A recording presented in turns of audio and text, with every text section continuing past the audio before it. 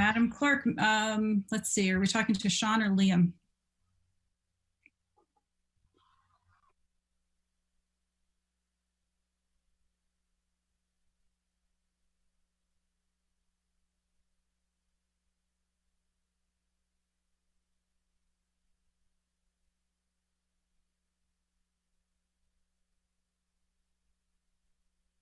Order. Yes, ma'am. It is now 6:34, and the roll call as such, we have Councilors Bordelon, Baumgarter, Franco, Heed, Melendez, Obrey, Parker, and Zeppi. Complement, plus the mayor. So you have everyone here. Very good, thank you. Salute to the flag. We don't have a flag here, but Madam Clerk, would you like to lead us in the salute to the flag, please? Certainly. I pledge allegiance To the flag of the United States of America and to the republic for which it stands, one nation, under God, indivisible, liberty for all. For all. Thank you, Madam Clerk. We don't have any recognitions, awards, and memorials, and there are no public hearings this evening. Before we start, I just wanted to clear something up for the videographers. If you take a look at your agenda, councilors, we have new business, and the last item under new business is the executive session, the update on the excess property redevelopment. And following that, the only other thing we have is other business. So I wanted to know if it was the consensus of the council to move other business prior to going into executive session. That way the videographer does not have to stay on. So I'm going to ask if there's any objection to doing that. I'm sorry, for clarification, could you explain what you're asking for any objections to? Yes, I'll repeat what I said. The last item under new business is the executive session on the excess property redevelopment. The only thing following that is other business. So I'm asking the council if there's any objection to moving other business prior to the executive session. And I'm not seeing any objection. Okay, so videographers, did you hear? So we will take other business prior to going into executive session? Okay, very good, thank you. All right, great. So we're back to normal order on the agenda. And we have receipt of citizens' petitions, comments, and concerns. This is the portion of the council meeting, I'm just gonna read this, where the council welcomes comments from citizens. To address the council, we don't have a table at the front of the room. When you're recognized, please approach the podium. Please approach your microphone. State your name and address, speak into the microphone. Each presentation should be limited to 5 minutes or less. Citizens should, if possible, submit written comments. Presentation should be related to matters pertinent to Groton. Town councilors will only ask questions in order to clarify the speaker's presentation and can respond during the responses to citizens' petition portion of the meeting. Okay, and this evening we have, I'm going to take them in order that I have the list from town staff. So I have Ms. Christine Cabral first, please.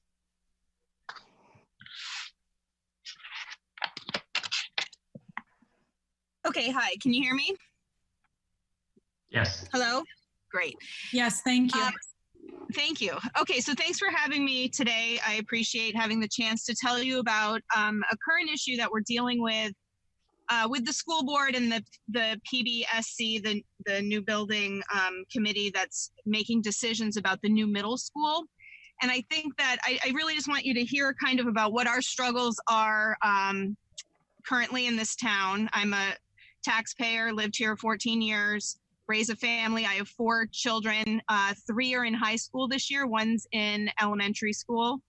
And so I have 3 daughters that are currently going to be field hockey players up at the high school. So this issue that I have, it has to do with the decisions made to paint certain lines on the field hockey fields, which sounds like it's a really minor issue, but actually it feeds into a bigger issue in this town with field access, field usage, and just plain availability of fields for the number of children being raised in this town that play sports.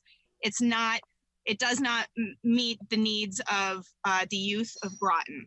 So let me go into the detail about our current issue, just to make you aware of it, because I think you should know there's been a lack of transparency on how a decision was made about which sports got lines on the middle school field. It's a synthetic turf field. We had been told, the Fitch field hockey team had been told all along that they would be getting lines included from the superintendent of schools, from the athletic director, people that sit on different committees that were supposedly making these decisions. Nowhere in minutes have we been able to identify anywhere who made the decision to only include lacrosse and soccer lines. Now, mind you, those two teams have other access to other fields within this town, even though it's limited and we're always scrapping and scrambling trying to find space. Field hockey is one sport that has no permanent field. I don't know if you realize this, but Fitch field hockey, the girls' Fitch field hockey team, which is 30 plus families involved in playing on this between junior varsity and varsity, the Fitch field hockey team plays on the back of the boys' baseball diamond, half in the dirt and half on the grass. This sport is not intended to be played that way. It's dangerous. We hear from refs and other coaches that come to play us all the time that the safety of our field is dangerous. We've had teams walk away. It's embarrassing. It's disruptive, and if it rains on the day prior to a game, the mud makes it unsafe and games are canceled and our conference is disrupted. And it's putting our players at a disadvantage. How can we compete when everyone else within our conference plays on their synthetic turf fields? We're the only ones. We're the only ones in our conference who have the conditions that we have. Now, like I said, I have 3 daughters on the Fitch field hockey team next year.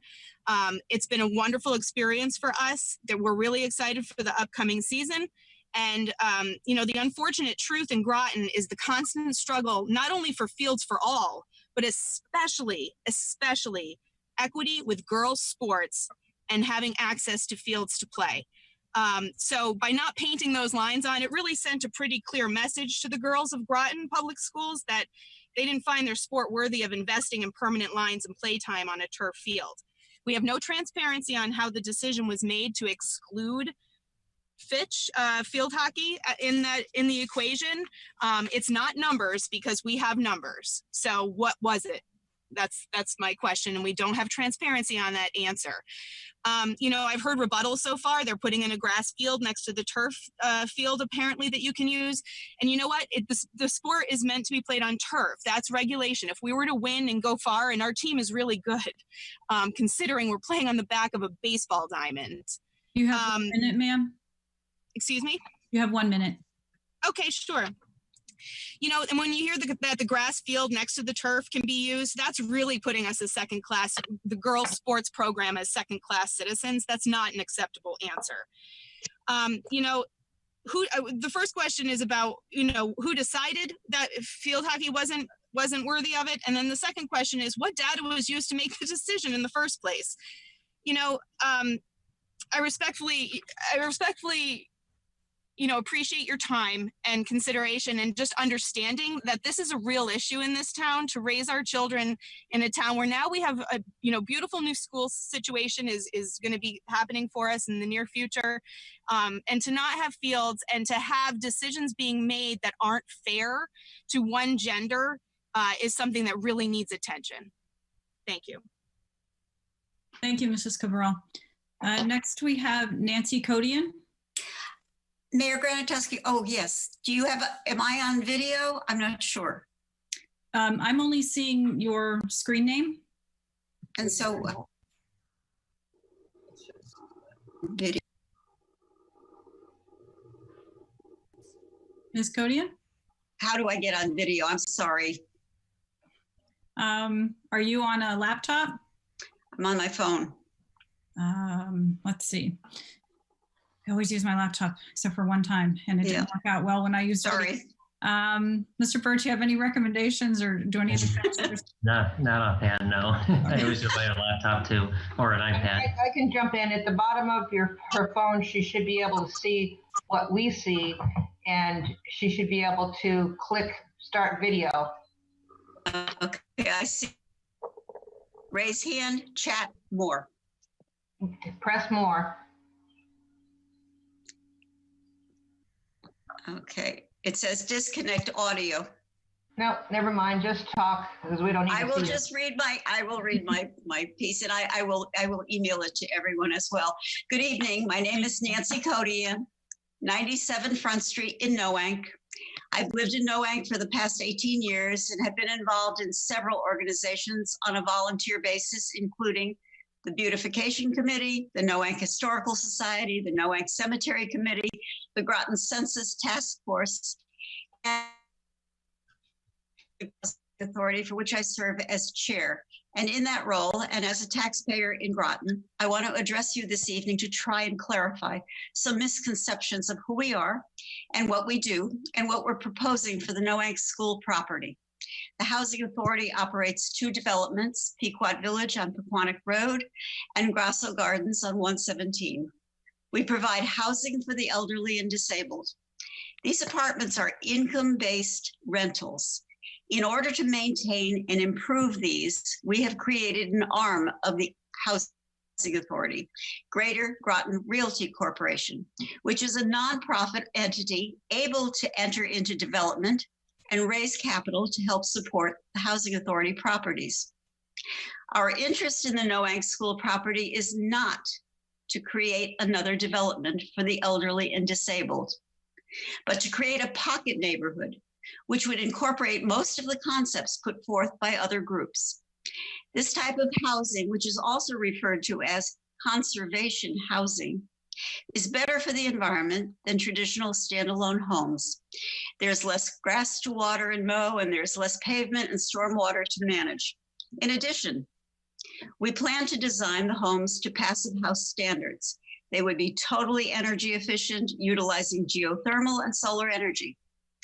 In our plan, the town would retain ownership of the land, and most importantly, collect property tax on the homes created. These would be smaller homes, priced at market value, most designed for 55 and over, as well as small families. We realize there is a need for downsized living spaces for people who want to remain in town, but no longer want to maintain large homes, yet want to have gardens and open areas around them. With the formation of an association, the maintenance of the grounds would be covered and managed by the Housing Authority. It's our desire to create a park-like setting accommodating the community gardens, a playground, fitness trails, and treed areas. A place where not just the residents, but the community would have access to a planned, creative, and maintained neighborhood with open space. As you are aware, Noank alone has 116 acres of open space. We would create and maintain this 6-acre project at no cost to the town. Working collaboratively with the town and interested citizens, we know we can provide much of what has been asked for. We see this as a win-win for the town, interested conservation groups, residents, and the Housing Authority. I firmly believe creating this unique pocket neighborhood on the Noank School property would serve as a model neighborhood, not just for the town, but statewide, a model for the future projects in town. So what I'm asking for tonight is for 2 considerations: to create a task force led by the Groton Housing Authority to include 2 town councilors, a member from the Conservation Commission, a member from the Neighborhood Association, a member from the Town Planning Department, and a member from the Noank Fire District. And secondly, I'd like to ask for approximately 3 to 4 months to create this development plan that takes into consideration all concerns, needs, and interests that have been expressed. This will allow us time to work with all the stakeholders and develop a well thought out proposal made in full partnership with the town and residents. You have 1 minute, please. Thank you. A plan with a timeline for implementation, as well as financial resources in place. We thank you for your time and consideration. Thank you, Ms. Codian. Thank you.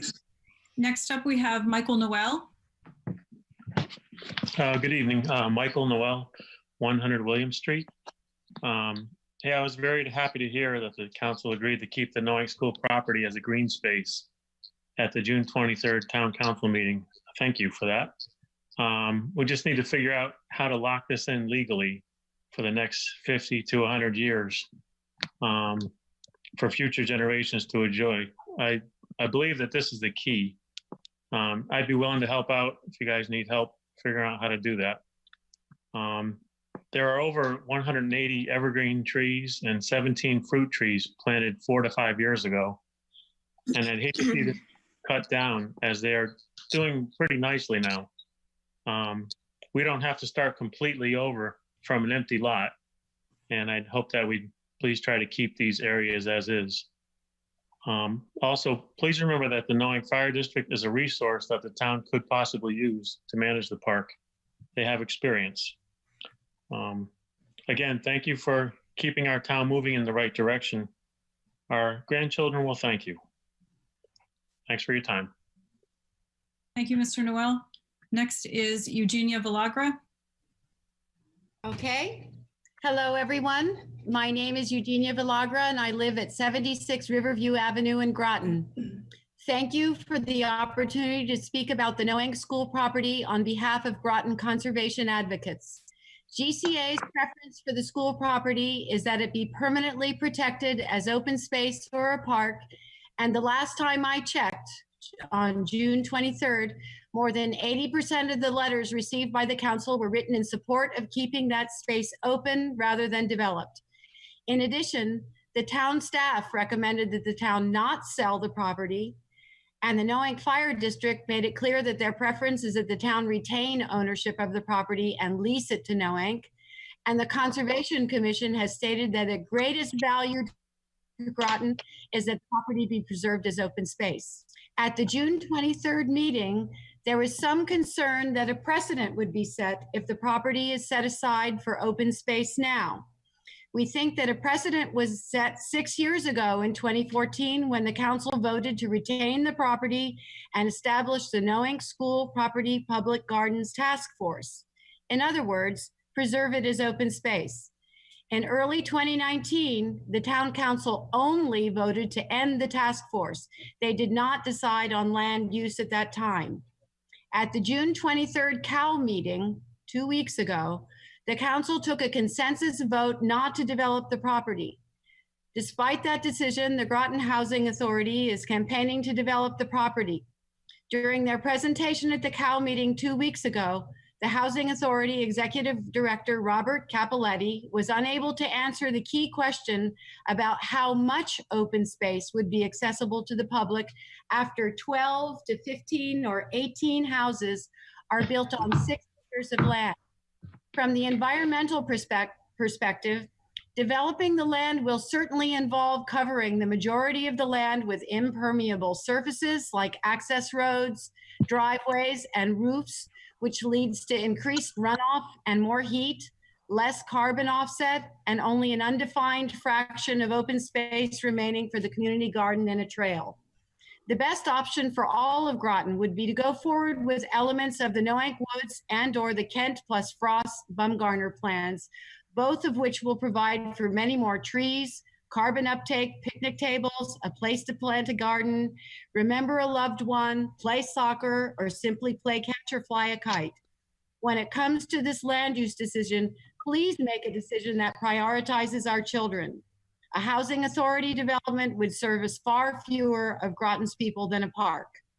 This town council is all about respect. We hope you will vote again not to develop the property for more housing and not vote for the impractical high school regulation playing field option. In doing so, you will be respecting the precedent set by the town, respecting the preferences of Groton's people who want and need more open space within walking distance of where they live, and last but not least, respecting the environment that sustains us. Thank you. Thank you. Ann Wilkinson is next.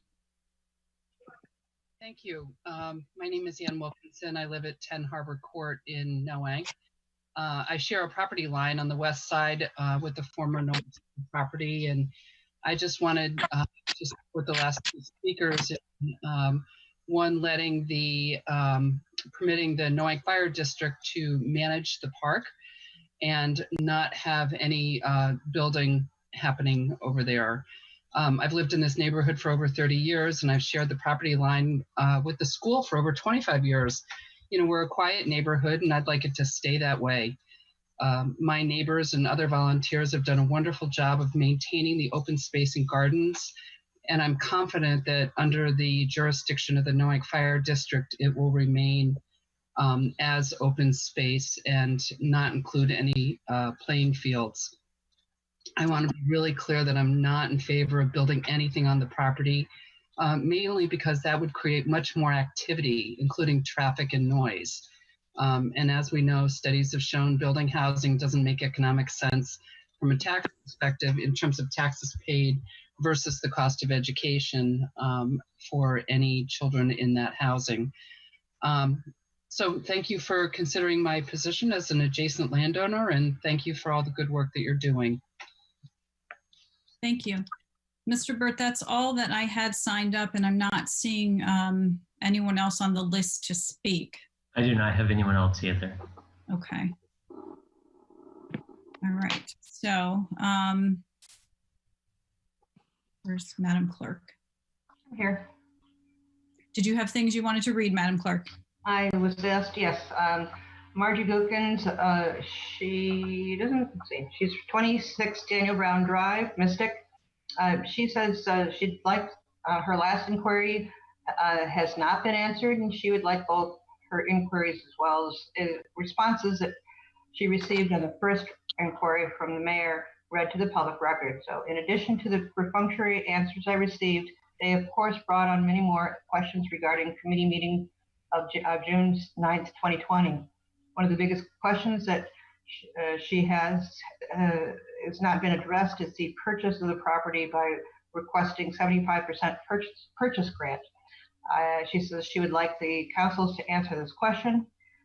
When you set the mill rate for this year, you did not use fund balance because of the ongoing economic conditions of our town and state.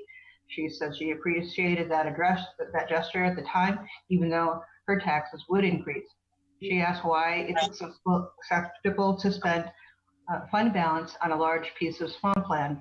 Now she says that to buy a piece of property with 75 purchase grant, in that itself sounds amazing. However, after the town manager had said the purchasing fund was only about $90,000, and in which Mr. Reiner agreed that was the amount of the fund, tells her that while that you are willing to spend over $100,000 on taxpayers' money for that piece of swampland, but not use any fund, but not use any fund balance to keep our taxes from increasing. She says, spending $90,000 plus, you're telling us that property will be purchased somewhere in the vicinity of $500,000. She asks about the logic, and she goes on. If you proceed with using fund balance to purchase the property, she strongly would urge you to sell the Noack School property to recoup the tax dollars that you're asking taxpayers to pay. And she says that in case you're not aware, the Fire District Noack has other pieces of property that is open space and available for their residents to enjoy. She said there's land by the firehouse as well as a large Spicer parcel that is also open space for the use of Noack residents. She says that residents of the Noack really, they really need more open space. And she asked if you're offering this special treatment to any other school properties that have been sold. She says the use of fund balance is in no way helping a single taxpayer in Groton, except the taxpayers that own the swampland. She says, in all transparency, I'm a commissioner on the DCAP committee, as well as Councilor Franco's mother. Just to be clear, every time I ask Councilor Franco a question regarding town council business, your standard answer is to ask the council. So now I'm asking and hoping for answers. Well, okay, that's that. I'll send this to all of you if you haven't received it already. Looks like you may have, but I will resend it. And did you have another correspondence as well? I do, from Mr. Thomas Potter of 154 Walker Hill Road. He respectfully requests that you, I respectfully request that you read into official record my statement concerning the need to revise and update Town Ordinance Chapter 11, Motor Vehicles and Traffic, Article 4, Buses, Section 11-81, Bus Motor Vehicles and Livery Service, as currently stating. Section 11-81, Bus Motor Vehicles and Livery Service. A, legislative finding, the operation of motor vehicles of bus types and livery service for the purpose of conducting commercial tours on any of the enumerated public streets or highways, which streets are narrow without adequate sidewalks and frequently congested, endanger the safety of pedestrians and other travelers on such streets or highways, especially children and the elderly, and constitutes a nuisance, unreasonable and unnecessary invasion of property and private rights of residents and property owners. It gives a definition of motor vehicle. Bus type of livery service means it includes every motor vehicle with the seating capacity of 10 or more passengers for hire, with the exception that's noted in Connecticut General Statutes 13B-101. C, act prohibited. No person shall operate a motor vehicle, a bus type and livery service of any of the following public streets or highways. He just paraphrased those. He goes on to say a total of 22 public streets or highways are then listed. The list includes Grove Avenue, but does not include Walker Hill Road, a public street in the town of Groton. Traveling south of the intersection of Route 12 on the west side of Walker Hill, there are no sidewalks from Route 12 to Pleasant Valley Road south, then to Bushnell, then to Grove Avenue, then to Riverside, which is the beginning of the city of Groton. Traveling south from the intersection of Route 12 on the east side of Walker Hill, a new sidewalk extends Pleasant Valley Road south. Then an old sidewalk extends up Walker Hill about 10 feet past the residential property line at 91 Walker Hill Road. There are no sidewalks adjacent to the next tract, which is owned by the city of Groton. That's 105 Walker Hill Road, which extends to Sealy School Drive. There are no sidewalks from Sealy School Drive to Sencow Avenue, and no sidewalks from Sencow Avenue to the beginning of Riverside or in the city of Groton. Because Walker Hill Road is actually a hill which ascends sharply from Pleasant Valley Road south to Bushdale, and then starts a gradual decline to Riverside, it's extremely difficult to see pedestrians walking in the part of the road without any sidewalks. This is especially true at night, and any person walking along this road is faced with a dangerous situation. It's also a problem when bikers or 10-speed variety are following Walker Hill Road and Riverside to the sidewalk up the pedestrian bridge to cross the Thames River. I would request the Town Council to amend this ordinance and include Walker Hill Road as a public street where a motor vehicle of the bus type in livery service is also prohibited. Thank you for the time and attention to this matter of safety and well-being for present students who travel on the street. Sincerely, Thomas Potter. So that would be it, sir. So I'll include that in both of those statements in the minutes. Thank you. So we are on to Roman numeral 6, responses to citizens' petitions, comments, and concerns. And I would ask that you raise your hands, please, with the little hand, because it's easier to see. If I'm not looking at the screen when you do this, then I miss your hand. So if you could actually raise your hand, that would be great, like Councilor Borde is doing. Councilor Borde. Thank you. I just want to thank everyone for taking the time to either send in a correspondence or also come out and speak. I did forward a email that I did receive from Christine Cabral, and I'm happy that she was able to speak tonight. I do share her concerns with the stresses of the fields in this town. It was one of the things I had brought up quite some time ago, and it still seems to be an issue in this town, from the lines to inadequate facilities for programs in our town, especially for our youth at the high school and throughout the town. So I am hoping that with some consideration and movement on Board of Ed's part, that hopefully this will be rectified, and moving forward that the town comes up with a plan to adequately support the needs of our community. I do also want to say that I feel it is very important that we, listen to the people who come out in regards to our field shortage, lack of fields, and improper use of fields. As our town approves sports and grow our recreational capacity, it's important that we have the facilities needed for our students and peers to use in the town. Thank you. Mr. Burt was trying to raise his hand. Mr. Burt? Yes, as a host, I can't actually hit raise hand. Just on the striping, Rick Norris in our Public Works told me that the superintendent had asked them to get prices to update the striping to include the field hockey.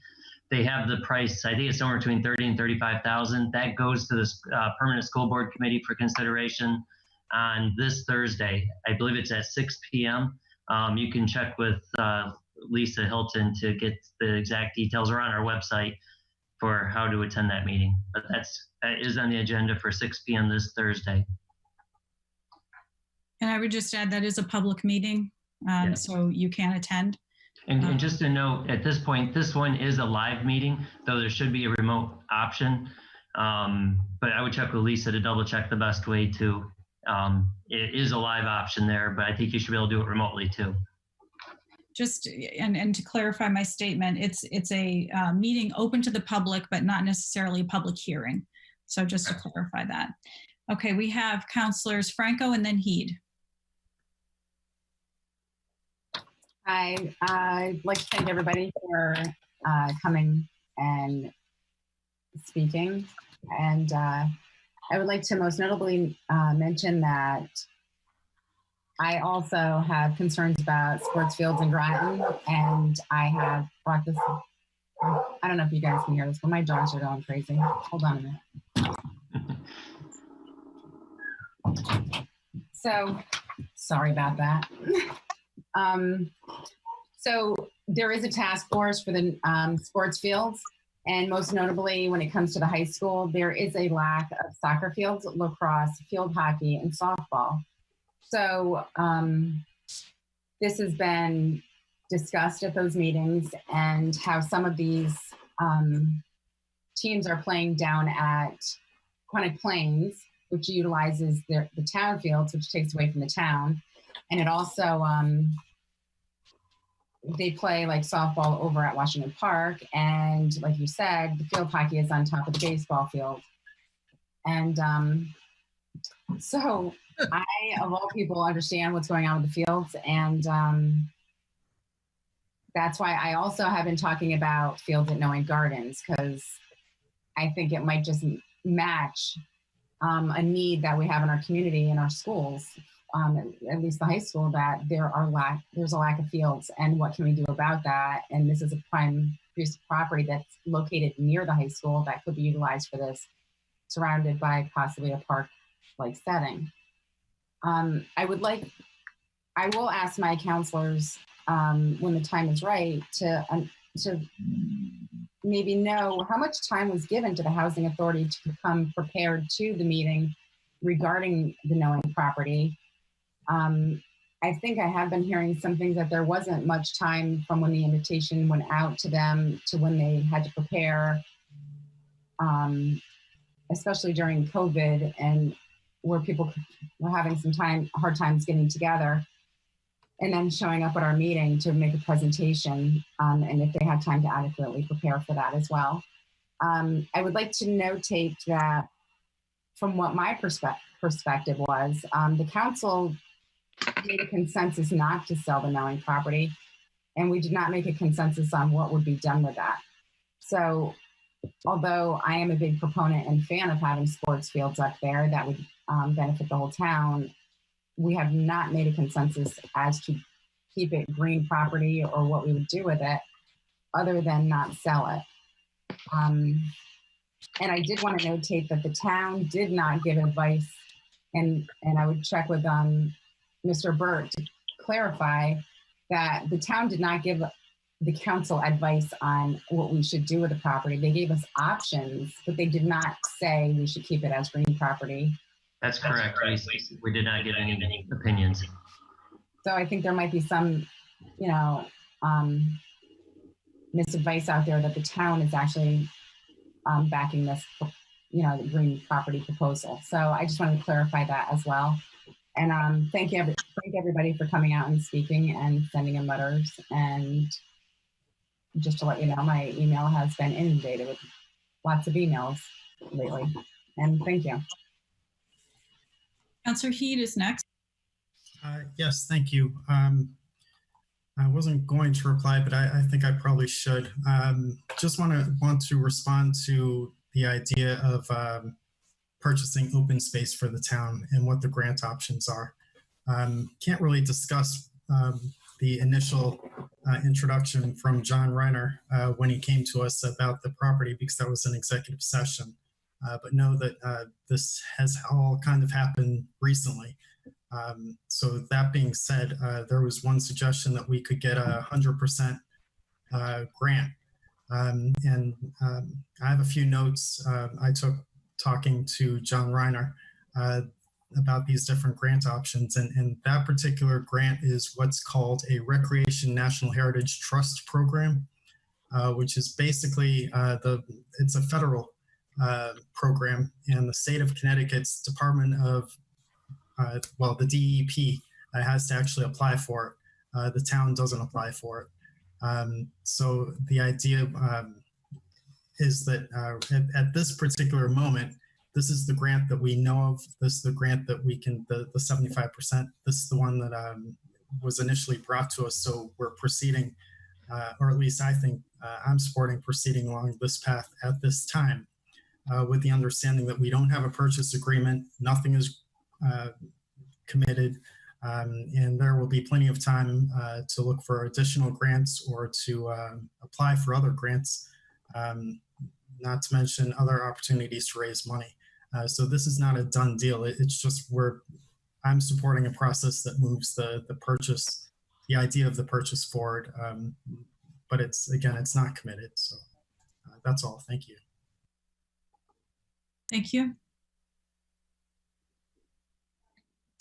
Okay, seeing no other hands, we are on to Roman numeral 7, consent calendar. Councilor Baumgartner, would you like to move the consent calendar? Certainly. I will make a motion to approve the consent calendar consisting of items 2020-434 June 2nd, 2020 minutes, and the 2020-463 special trust fund contributions. And it appears that we've received countless donations, some of them quite sizable. And we're appreciative. Mayor, would you like me to read their names? Let's get a second on your motion, and then that would be great, Councilor Baumgartner. Is there a second on approving or moving the consent calendar? Second, Bordelon. Thank you. Moved by Baumgartner and seconded by Bordelon. And Councilor Baumgartner, it has been the preference of the council to have the list of donors read. You don't have to read the amounts, though. If you could just go through their names, that would be most appreciated. Thank you. Absolutely. It looks like all of these donations will be going to the Social Services Discretionary Fund. And the donors include Shelley Chapman, the CT Zeta Chapter Alpha Delta Kappa. Councilor Baumgartner, I think we want to go to page 19 and read the new list of donors. I apologize. That's okay. I know it was confusing when you first looked at it because there were donors in the minutes we just approved. These begin on page 19 with Dominic and Sherry Bassi. Absolutely.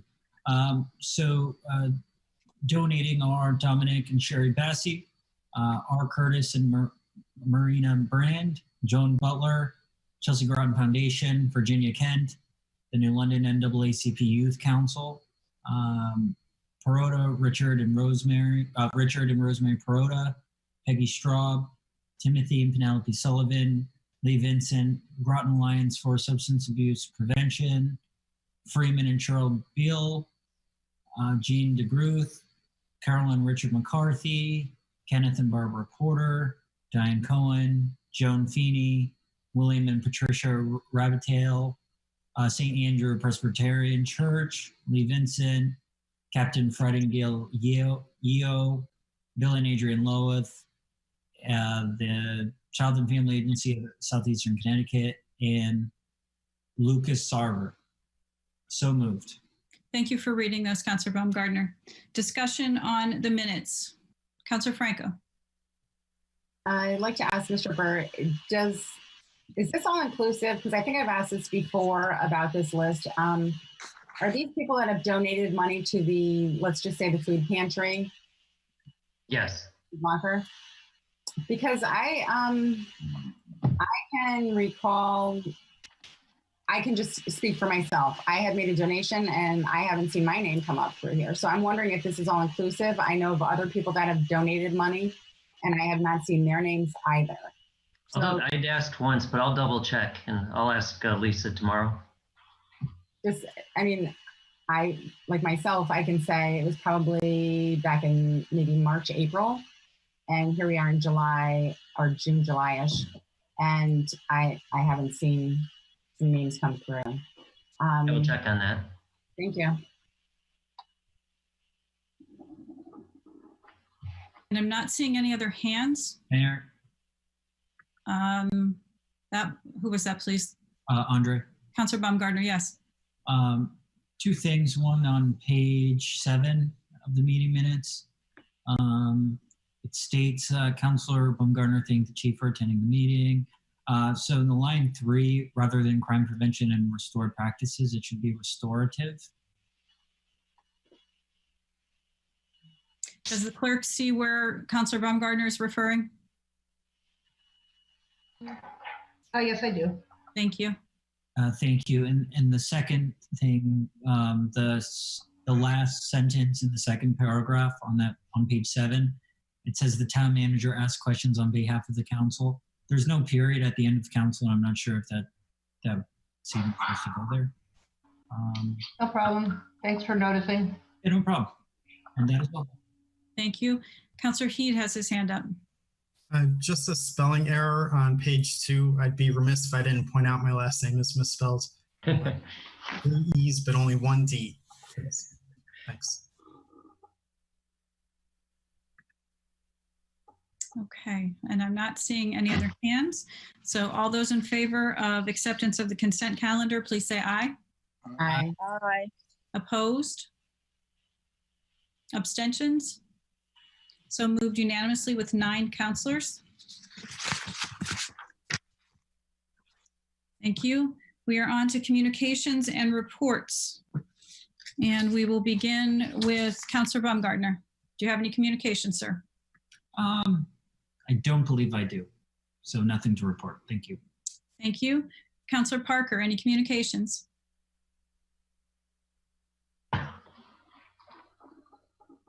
Just the ones that we have received this last few weeks regarding Noel Gardens and a couple other issues. Thank you.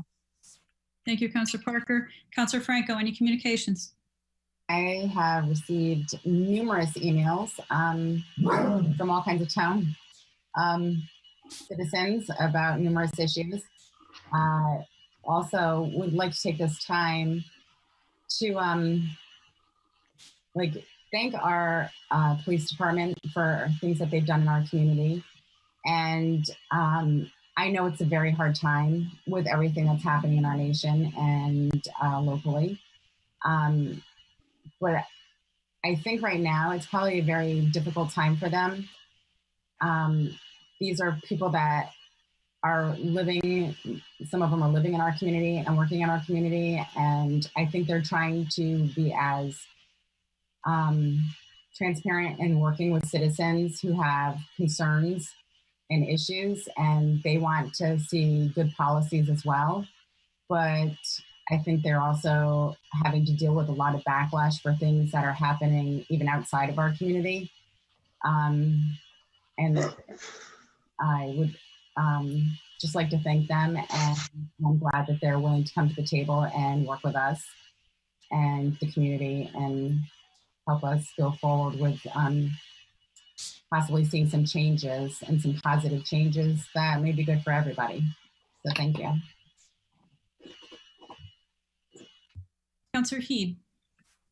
Yes, on June 24th, I attended a virtual tour of the subbase, which was really pretty interesting. And then just a quick public service announcement. Nick Keppel, our judge of probate, will age out September of next year.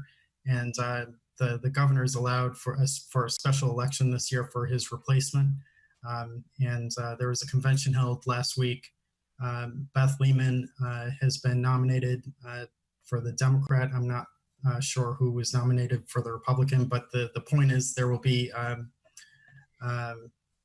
probably a primary on August 11th, because I know there are several other people interested in it. So just wanted to let everybody know. Thank you. Councilor Obrey. Yes, I just wanted to mention that we had a Zoom meeting last night of the Beautification Committee, trying to gather the group back together. We decided to meet again in 2 weeks, and I'm hoping all the people that have an interest in it will sign up to be part of the meeting. I want to kind of, if I might, kind of say some of the same things Rachel was going to say. I had an opportunity to sit and talk to a recently retired policeman, and we were talking about a lot of different things that we just, citizens just don't ever think about. And so I think our police force is doing an excellent job. We certainly, as council members, I don't think any of us are getting any complaints. I think they work very hard. I'm an advocate for more boots on the ground, but I know that even that is a little bit hard to do. But I think overall they're doing a great job, and I hope we'll be able to communicate more with them in the future. And I think that's all I have for tonight. Councilor Borde. Thank you. First, I'd just like to say that I did miss it, and we don't have to add it to the minutes, but I just want to state it for the record that I feel like some of my comments were omitted in the discussion. And for the record, I'll restate it again, that I stated that I was in support of having a civilian review board for our police department, and that I felt that that should be part of it. And they did a huge paragraph about a lot of other things, but that is not added. But it was already voted on, so we'll move on from there. I attended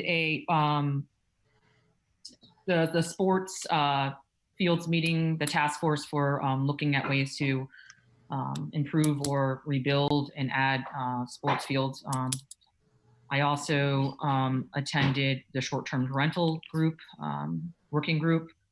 I also attended the long-term recovery group as well. I also attended on Saturday, as many of you may know, one of our citizens in this town was brutally beaten and assaulted, which I consider a hate crime based on the words and used against a citizen of Groton. Did not happen in Groton's, in the town of Groton. It happened in Stonington, but nonetheless, it's important to recognize Crystal Caldwell, a Groton resident who was a subject of a hate crime in this town. I had the privilege of attending and a protest at the Stonington Police Department to support Crystal and her family, as well as her attorney, and many others were there. And so, once again, I just want to send my deepest condolences. Nobody in this town should have to worry about being at work and being attacked or assaulted or judged or waited for the video camera to come out before something's discussed. Once again, I have family that work in law enforcement. It's nothing against law enforcement. It's about process and the need for having proper oversight in one's town. Stonington also has a wonderful police department in the midst of a civil unrest, yet something like this still happened. I'm not going to go into great detail. You can do all the reading, but there were things that could have been handled in a much aggressive fashion that was not. And I hope justice is served for this family in this town. I had a chance to speak at that rally on behalf of myself as a counselor, and I touched on the things that I feel that needs to change, not only over in Stonington, but in this town. And I stand strongly behind that, and I fully 100% support the family, and I encourage them to reach out to me if they need anything at all. With that, I did receive a correspondence from Christina Brawl. I did forward that email to you, and she did speak to me via phone extensively about her concerns about the fields and the process in which that was being handled. Thank you. Councilor Melendez. I just have that the Diversity, Equity, Inclusion is planning an event on the anniversary of Dr. Martin Luther King's I Have a Dream speech. Nothing is set in stone yet, and we're just sort of planning, and I'll let you guys know more when we have more information. Thank you. And Councilor Zeppi.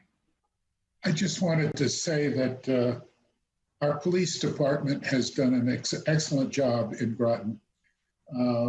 We don't have many of the problems that exist in other communities, but each of those police officers puts his life on the line on a regular basis as they make calls, not knowing what they're going to see when they arrive on the scene.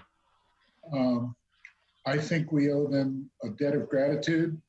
I think that they have acted professionally, as far as I know, in all circumstances, and I think they deserve our support. And the other thing that comes up is we had heard on the Noanknan Gardens property, we had a committee of the whole meeting in which there was a consensus to keep that as open green space. We haven't exactly decided what we were going to do in terms of open green space, but it was decided at that point to be open green space. And I think that's consistent with the many, many emails that we've received from people in that neighborhood and throughout the town, that, advising us that they feel they would like to preserve it as a park and open green space in their community. And most of those who have talked about, have written about regulation-sized ball fields have indicated that they're not in favor of using that property for regulation-sized ball fields. I think we should take their desire, their wishes to heart, because many of them live adjacent to that property and should have a primary concern on how it's used. Thank you. Thank you. It's been busy. Had the pleasure of attending several meetings. Complete count meeting of the census committee that Liz Porter is doing an amazing job on. Albert Cologne, representatives from all parts of town and all sectors are participating in that. And we're still working on getting better return rates on the census. We had two meetings. We had one that was the Eastern Chamber of Commerce sponsored for members of the chamber, during which Mr. Bronk from Economic Development and I had the opportunity to be present and to speak briefly about what the council has been doing on behalf of businesses. And Mr. Bronk updated on the town actions and how the town could be of use. We heard about TRIP, Thames River Innovation Place, and some rounds of funding that's coming up on that. We had the long-term recovery meeting that Councilor Borde mentioned, and that was our first meeting, and we had some good suggestions come out of there. Mr. Bronk again was present and briefed us on some survey results from Navi Retail, an organization that the town is contracted with to gather information from local businesses. And I believe Councilor Obrey was at that long-term recovery meeting as well, and she had some suggestions about masks. And in response, Mr. Burt and Mr. Hanover produced some additional signage for downtown Mystic. And I think when I'm done, or under the manager's report, he can maybe tell us about something that the Economic Development Commission has planned for the same thing. I attended the Town Council RTM Board of Ed City Liaison meeting. They don't have a formal search committee. As you probably know, Dr. Grenier is retiring in, I believe, October. And we thank him for his service. He's done an amazing job and shepherded the school district through some difficult and interesting times. There's just an informal group right now. They will be forming the formal committee, the search committee, at a later date. There's nothing set in stone as to the fall and what the school year will look like. We know that it's very fluid, and we know that the governor has indicated his wishes based on where we are right now with COVID. But that doesn't mean that's where we will be in August. So again, everything is fluid as far as that goes. They have several committees going within the board, and one of them is a DEI committee. And as part of their DEI committee, they have a 5-year plan put in place. They have asked to be included in the DEI training or development that the council and RTM members will receive. The Board of Ed, not the staff, not the faculty. They have their own program for that, for the faculty and staff. But the Board of Ed members would like to join us. And I conveyed that request to Mr. Burt, and I believe that's something that is doable. Attended the Resilience and Sustainability Task Force. They are in the last stages of finalizing their work plan. And once the work plan is done, they will be forwarding that to us. And what they've done is they've gone through and they've looked at what is in place already for the town. And then they're going to be projecting out as to what we need to do. And they've divided up various topics, various departments within the town. They've been meeting regularly with different town departments, as well as reaching out to other entities to get a hold of where we are and what still needs to be done in their view. So we can expect something, I don't know, maybe in the fall. I'm not sure of an exact date. Short-term rental group. We were delayed. We were supposed to be meeting in March. And because of COVID, we held off because things were just really busy for everybody. So now that we're getting in the swing of things and running things via Zoom, we convened 2 meetings since we last talked. The first meeting was of the citizens that have appeared to all of you and that we have heard from as a council that have expressed concerns about the topic of short-term rentals within the town. At that meeting, after we all talked and we kind of said our piece, we then brainstormed and we invited people from Groton who let their homes out on the short-term rental basis, and they attended our second meeting. So as a result of that, now we have heard from all sides on the issue, and a couple of our members, the members of the working group, have been very active and put together some rough drafts, and they're tweaking things, and there's a lot to consider. And as you might expect, there are, some diametrically opposed opinions on things. So they will have something for you probably again within another couple months, and we will bring that to all of you. And then at that point, the council will decide what you want to do with it, if you want to pursue it or not. But know that the group is researching and working and interviewing people. So we will have that for you within a couple months as well. And I think, I had one other meeting. Well, one other thing I'm going to talk to you about at least. I had the pleasure of meeting with the chief and Mr. Gately as well, and the manager. And we just had a conversation about the state of policing and where the town is, and the odd situation we find ourselves in at this point, where we have been very fortunate in Groton to have a police force that is very responsive and does the right thing.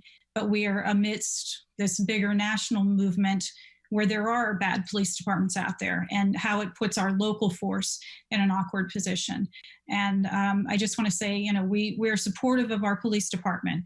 There's certainly room where we can make improvements, for example, in the area of recruiting and in communication and in meeting with the public on a more proactive basis rather than a reactive basis. But having said that, I thank the chief and I thank the officers out there on the front lines working to protect all of us.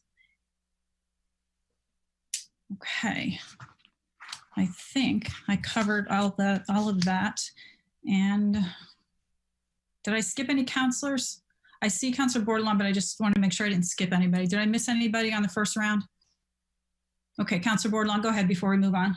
Yes, I just also want to say that once again, asking for a civilian review board doesn't mean that one is thinking that our police force is bad or that they're not doing anything or following the rules.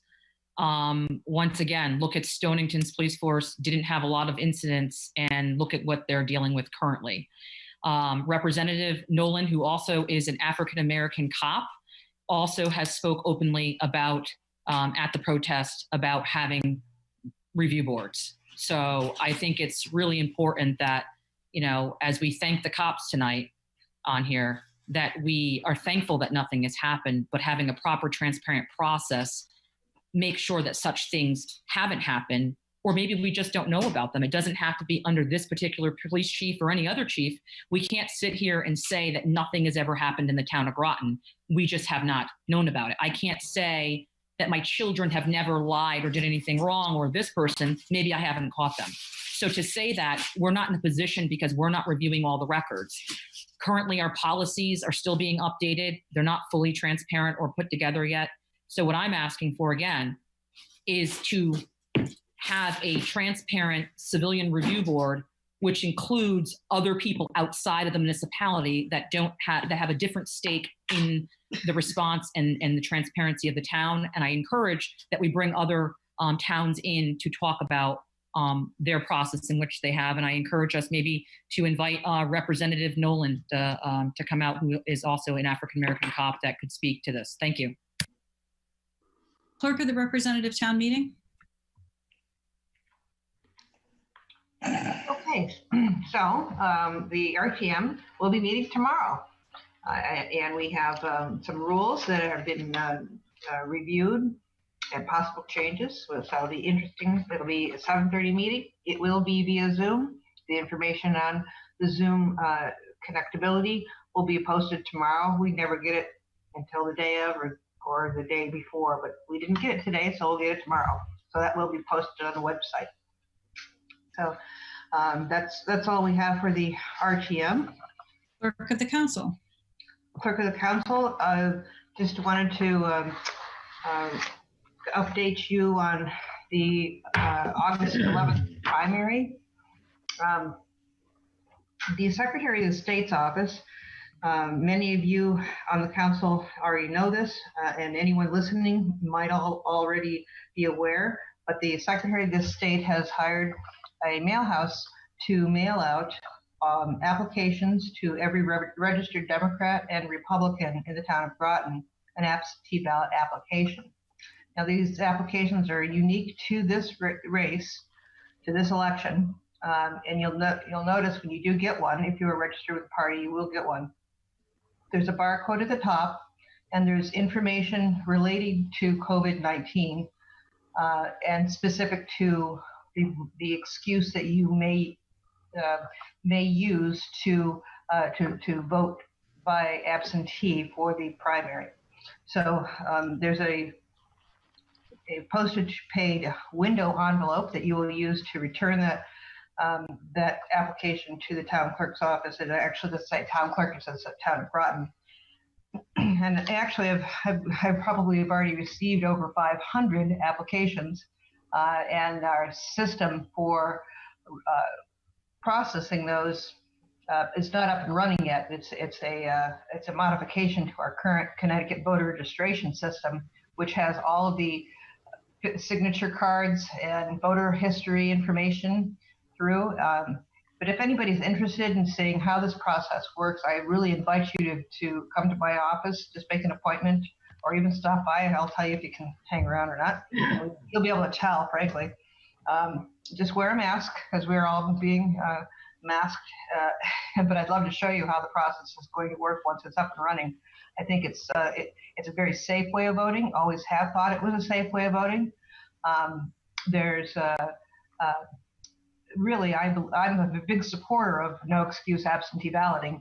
Not that I'm trying to plug that, but I'm hoping that we do see that at this next session through the legislature to put that on to our ballot for constitutional change to the absentee balloting. process. So that's a big thing. So there's been 1.5 million applications mailed out. I think that's pretty incredible. Also, as Councilor Heed mentioned, I suspect, I don't have anything in writing yet, but I suspect it will be a Democratic primary for the probate judge seat. But that's, I know that there has been activity on the Republican side, but nothing's come across my desk. So I can't say that there's a candidate. I only know through the grapevine. The state is taking a very active role in this primary. They're taking the role of helping to finance some of the extra things that need to be done for protection of the citizens and the workers, election workers. So there's a whole list of products that they're going to be supplying to each polling place for protection, personal protection. So I think it's, it's really it's nice to see that our legislators, people, the Secretary of State's office is they're taking an active role in what could be a historic election. It will be an historic election, I should say. That's it for my office. Thank you. Town Manager. Evening. You had mentioned COVID and Mystic. We are doing regularly adjusting signs there, adding signs. We're going to be doing some more over the next week or so. Now, the Economic Development Commission meets Thursday, and one of the topics on the agenda is a discussion on an item, Healthy Communities Strong. The idea being working with at least Mystic, but maybe even a larger area to get uniform signs at stores for safe practices, promoting the community as a safe place to come visit, that type of thing. But that will be discussed by the EDC on Thursday. No action at this point, though. Middle school project, I'll be getting with the council members. As you know, we are winding down that project soon. I'll be getting with council members to do a tour, so you'll hear from me soon. Our new finance software, Munis software, that should go live if all goes well on August 3rd, so we're getting close to that. Mystic Parking staff is going to be meeting with Groton Town staff is going to be meeting with Stonington staff next week to discuss the joint Mystic parking studies, so hopefully we'll be getting moving with that soon. Public Works wrapped up phase 1 of Mystic last week. They started Groton Long Point this week. And as soon as that's done, they'll be back to the Mystic area to do the other roads there. The Mosier Avenue bridge replacement, if you recall that, will be starting in a month or two. And then Greg Hanover, the Public Works Director, and I did meet virtually with Connecticut Department of Transportation about the Mystic Route 1 work, where that retaining wall has the Jersey barriers in front of it as you enter into downtown Mystic. That is finally on the schedule to be fixed. It'll either be the fall of 21 or the spring of 22. We'd like to see the fall of 21 just so that if anything goes long or wrong, that you could wrap it up in the spring rather than having to break in the middle of the summer season. So, and they are looking at holding a public hearing. The date's not set yet, but it'll be late August so they can provide all the information to the public. And then lastly, I am working with our attorney on the legal opinion on the options for committees. I am in support of the Civilian Review Committee. I should have that opinion by tomorrow. I'll forward it to the council right away as soon as I get it. And then Eileen Duggan, if you're interested, is available to attend a meeting either on the 14th or 28th. So the council can just let me know. Other than that, you'll also see in the agenda, the open agenda item review. That's on the council meeting each time now. If there's anything missing that's been approved by the council officially, please let me know. But I'll get it added for the next time. And that's all I have. And Councilor Obrey has her hand up, and then Councilor Borde can speak again.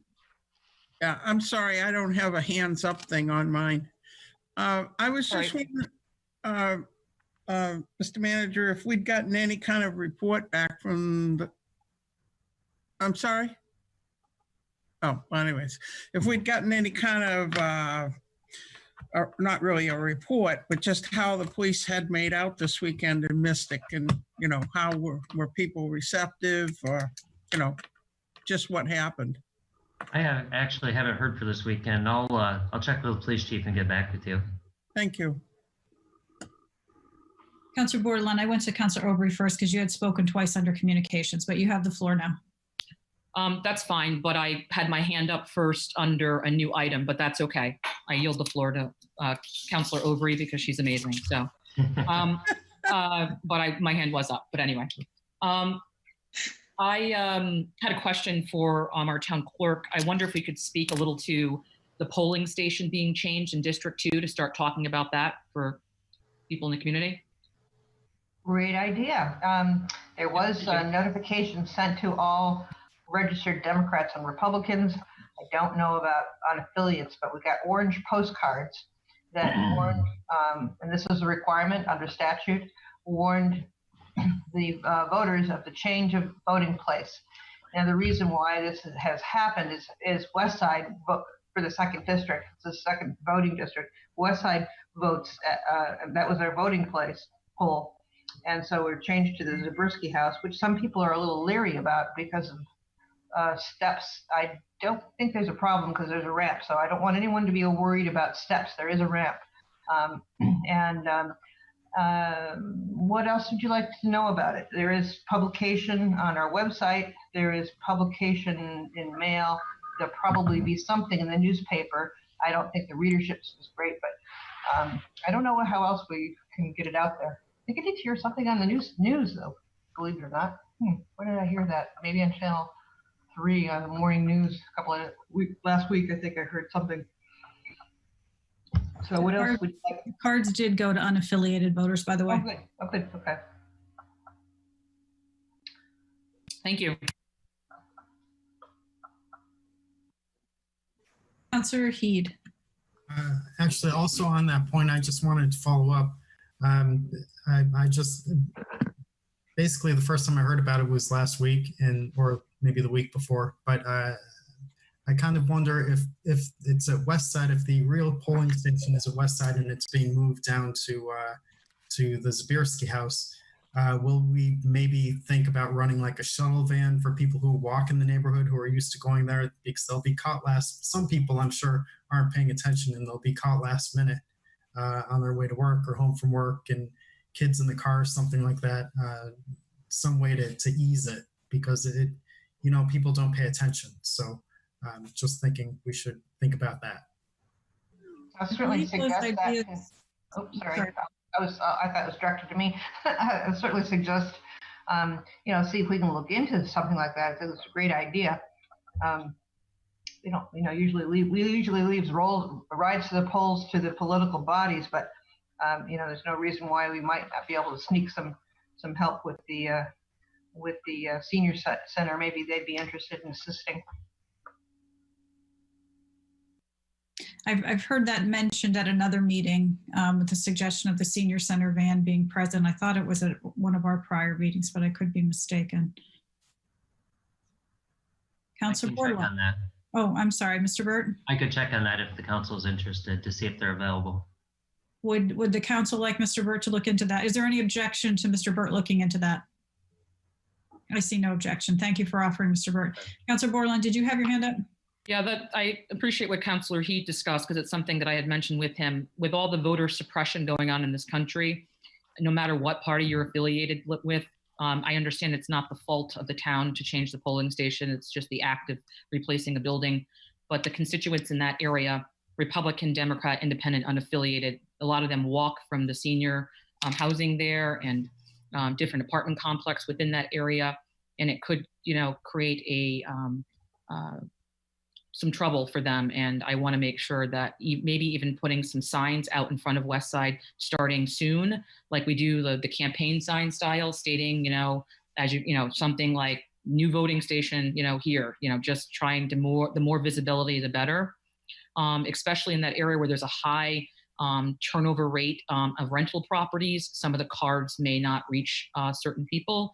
And I just think it's really important with all that's going on that we do not block or change that avenue of comfort and easeability for our voters to be able to get to the polling stations. Thank you.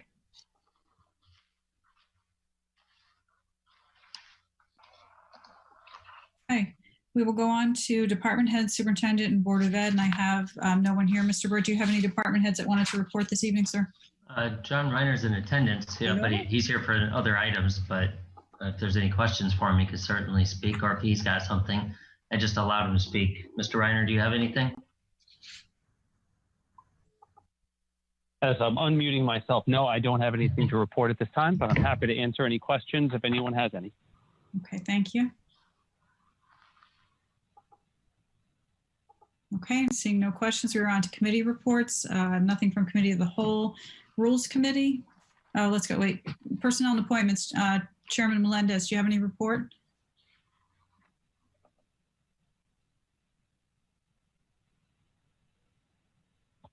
Hello? Hey, yeah, we had no meeting and no report. Thank you, sir. Chairman Obrey for the Rules Committee.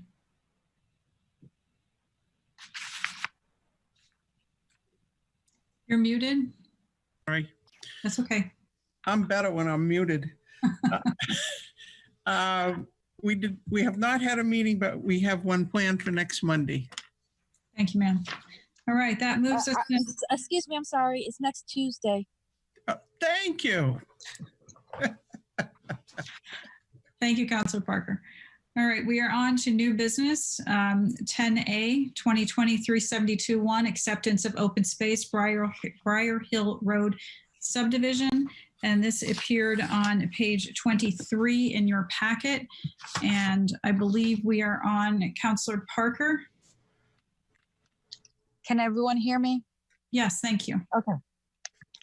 Resolution accepting 0.23 acres of land at the Briar Hill Road subdivision for park, open space, and recreational purposes.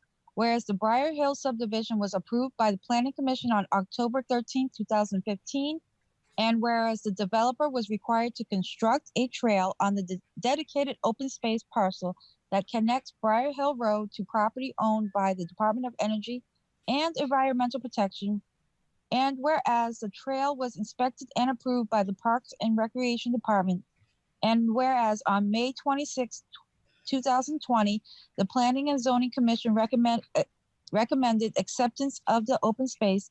Now therefore be it resolved that the Town Council hereby accepts 0.23 acres of land at the Briar Hill subdivision for park, open space, and recreational purposes. I so move.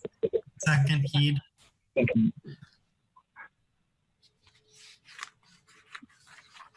Sorry, moved by Parker and seconded by Heed.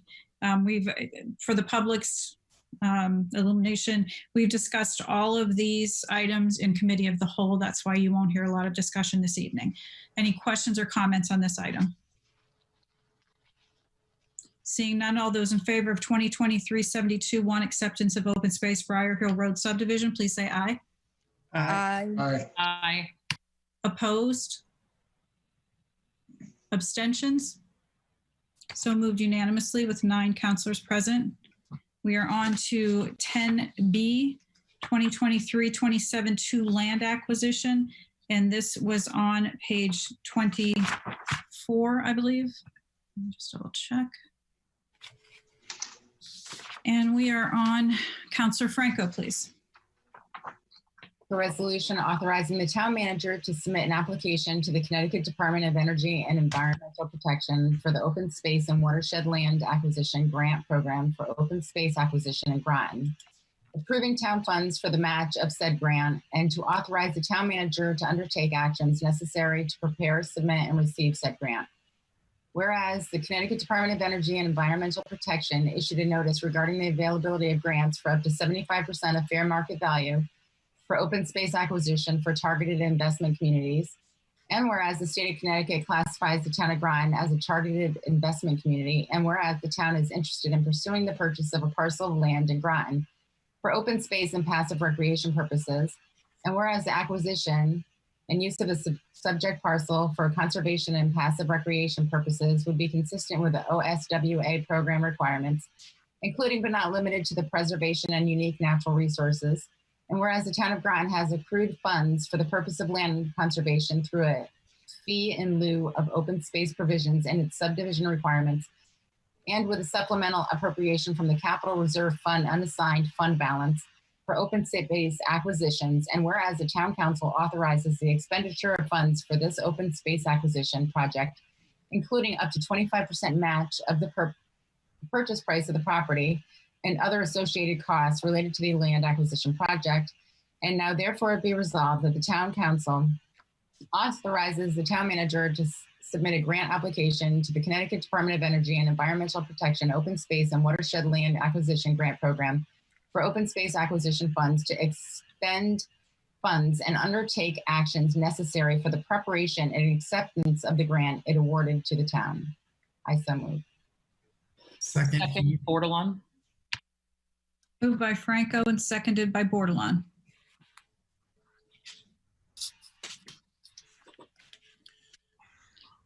Councilor Franco and then Obrey. So I would like to know, when in August will we be submitting the final grant paperwork? I assume you want me to reply. The initial grant application has been submitted because it was required by July 1st. Now the follow-up information, Mr. Reiner, you can correct me, but is it August 1st that everything else has to be in, some of the other materials? Yes, John Reiner, Director of Planning and Development Services. It is all due by August 1st, so we plan on getting all that information in as soon as possible. Do you have an actual date that when you think you're going to be completed? I think the only item we were really waiting for was this motion from the council. We received, I believe, all of our recommendation letters. So I think sometime in the next week, we'll probably have the rest of the information in. We do not yet have a signed purchase and sales agreement. And that's something we do not plan on submitting with the grant application. Okay. And when will we let the town know the full details of the purchase information? I think once we have, if we can successfully negotiate a purchase and sales agreement with the buyer, at that point in time, we would let the town know. That's generally once you get the word out there on these types of matters. Okay, and then, so the landowner has not agreed to a deal yet. Was the appraisal completed? The second appraisal? It was a review of the appraisal, yes. Second, because there was supposed to be, from what I understood. Not a good idea. Won't happen. DOT has to, you have to do DOT. Excuse me, could I ask everybody who doesn't have the floor to please mute? Thank you.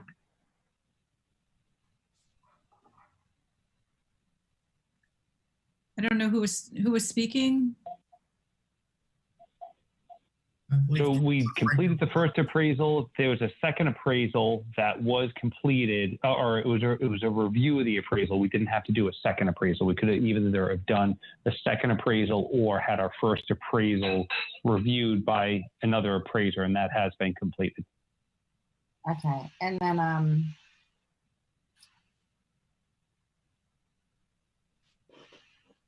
so you're going to submit this next week. Is that what you're saying to me?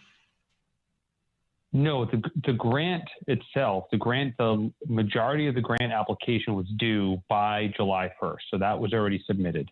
What we have to submit by August 1st are some additional documentations, including the motion, the appraisal and the appraisal update, and any other supporting documents that we may have. All right, so then I'm just gonna have to put this out there. We can't vote on this tonight because we didn't even vote on this in Cal.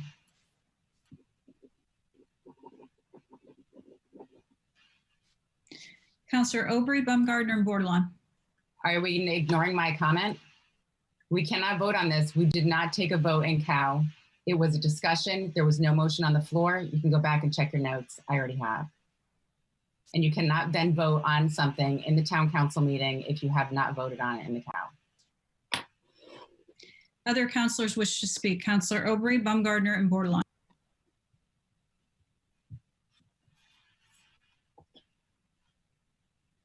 Councilor Obrey, you're muted again. I tell you, you want to keep me that way.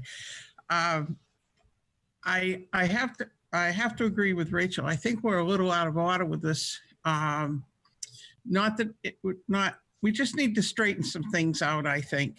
I'm a little bothered. Let me ask a question. Maybe it'll clarify everything. If we're granted this grant and we do not come to an agreement with the owner of the property, what do we do at that point?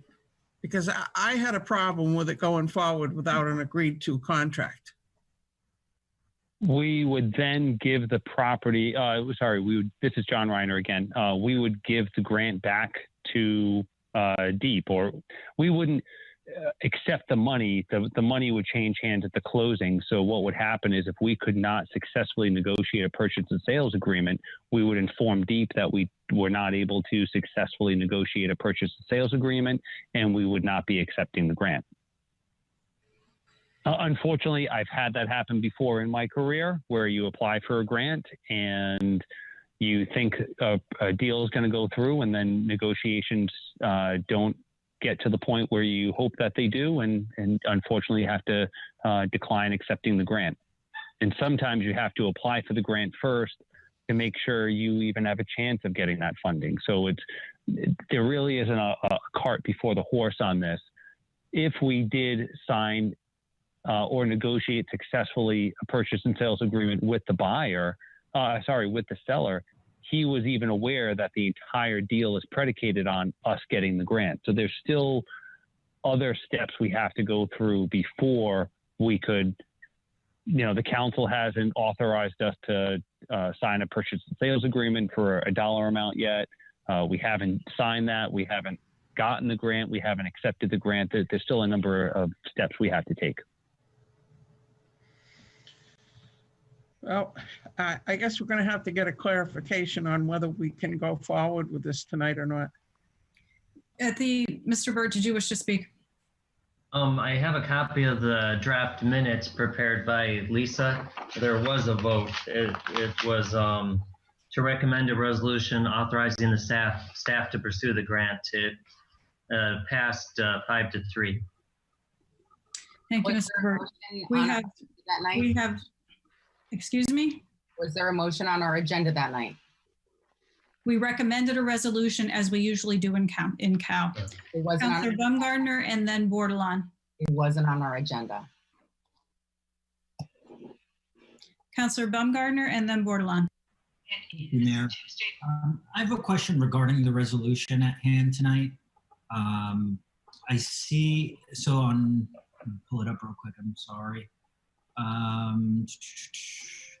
So if you go into the draft resolution, or draft motion, I should say, the second to last line where it says, whereas the town council authorizes the expenditures of funds for this open space acquisition project, including up to 25% match. It can't be up to 75% match if the grant is up to 75% of a match from the state. So I think, correct me if I'm wrong, Manager Burt, I think that would be a mistake because it's, it would be up to, wouldn't it be up to 25%? Or I'm sorry, it would be at least 25%? It's going to be at least, well, yeah, I think part of that was up to is to make it clear that if that you can't go beyond what the proposed purchase price is, that the grant only pays 75% of the appraised value, the lower of two appraised values. Is that right, Mr. Reiner? Mm-hmm. We have to provide that 25% match. And then if there's something if you negotiated above that, then the town would be responsible for that further amount of money. I think John was just making it clear that no more than 25%, but it would not Correct. be less than 25%. Yeah. The direction that I've received from the council thus far, I think not by vote, but more by, I think, general consensus is we did not want to pay more than the appraised value for the property. So that's why the resolution was written the way that it was. So if we were to, say we were to receive 70% of a match from the state, that would require us to appropriate a 30% match. Would that not be permissible based on this this motion? Correct. Anything above the 25% match would have to come back to council. All right. So I know we have had a healthy back and forth on this. I mean, and you all know me as the tree hugger of the bunch. Look, I'm willing to concede that tonight. I would much prefer that there wasn't even any language that would kind of hamstrung this council in improving any grant funding in excess, and that may not exceed or be up to that 75% limit. So, I mean, that's something that, again, I'm not particularly in favor of, given that if we don't receive a grant up to that 75%, we'll have to then rehash out on the council whether or not we would accept the grant, even if it's, in a range of 60 to 70%. And so, that I think that's just something to be mindful of, that based on the way this resolution is drafted, it would require us to receive the maximum allowable grant. So I think that in and of itself is a compromise. And so I'll leave it at that. Okay, we have Councilor Borde, Zeppi, and Obrey has her hand up again. Thank you. I'm in full support of open space, but I just once again cannot stomach the idea of purchasing any amount of land at any cost to the taxpayer if we did not use any of our funding in our account, rainy day account, to offset the cost of taxes, and feel that it's now okay to purchase land. I understand that there's a grant available, and I appreciate those efforts. But I do have concerns that if we do not get the match of the 75%, because it could come back when they only give us 50 or even less than that with the current state of the economy and everything else going on. So I am concerned that I would not support this if it doesn't come back at minimum of 75. But initially, I'm not in support of this at all at the current state and time. I feel like this is something that could be put to the back burner. I think it's hard to tell people that we can't do this and we can't have that, but we're going to buy some more land. It just does. It sends a mixed message, and I do not feel that that's an appropriate time to do such. If we were acquiring land and there was no money involved and it was fully granted and funded, I would 100% back it. But I do not support this decision at this state and time. I think it's a poor choice looking at our, as some councilors stated at the other meeting, some of our other budget requirements that are coming down the pipeline. I feel it is really important to be fiscally responsible and make sure that we are looking at all funds that are available. Also, currently as we speak, Governor made a restriction to 3 more towns, 3 more states that we cannot travel to. I believe it was Oklahoma, Delaware, and Tennessee, for a total of 19 now. COVID, we report on this every day at my job. We have a breakout on this. The COVID spike could come. And if it does, I think we need to be prepared. And I think this would be frivolous. Thank you. Okay, we're going to go to first time people first. So we have Councilor Zeppi and then Heed.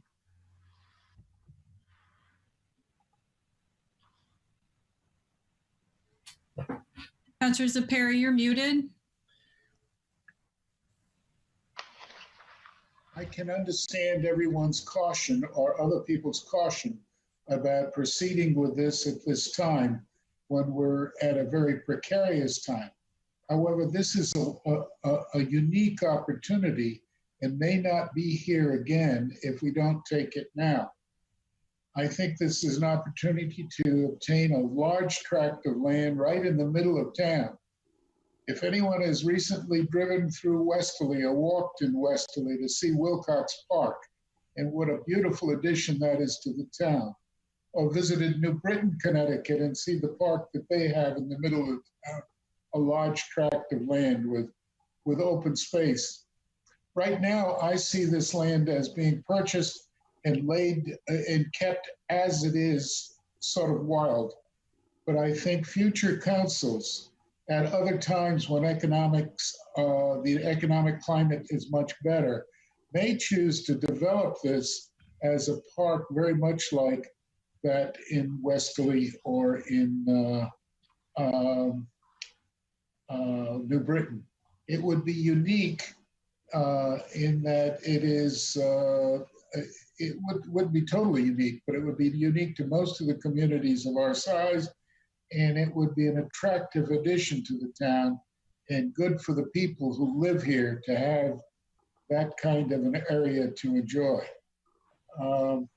So I'm in favor of going forward with this and simply leaving the land as is until sometime in the future when it can be developed into a park, or more park-like, so that people can enjoy it even more than they could now.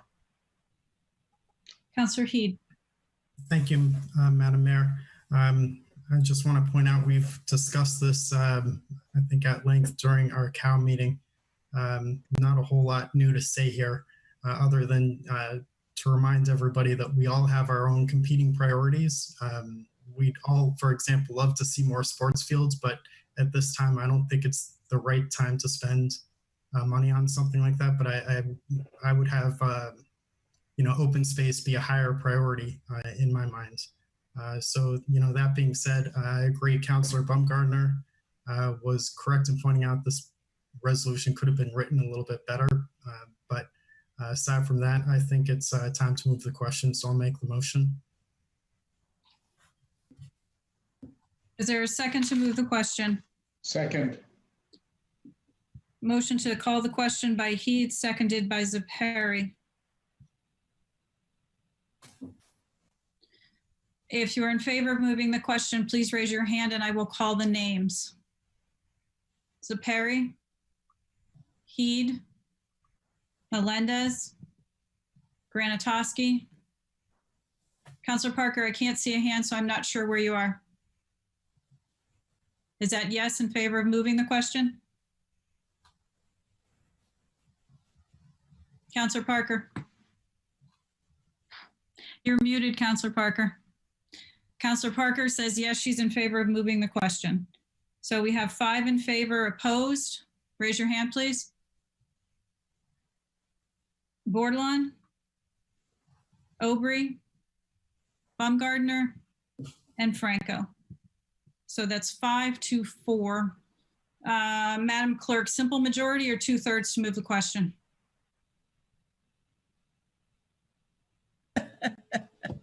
Madam Clerk. Mr. Burt, do you know? Simple majority, right? Yeah, yes, I believe so. Thank you. All right, so then we will vote on 2023-27 land acquisition. All those in favor, please say aye. Raise your hand and I will call your name. Zeppi, Heed, Melendez, Baumgartner, Granatowski. Councilor Parker, I don't know where you are on this. I'm going to assume is that a yes or a no?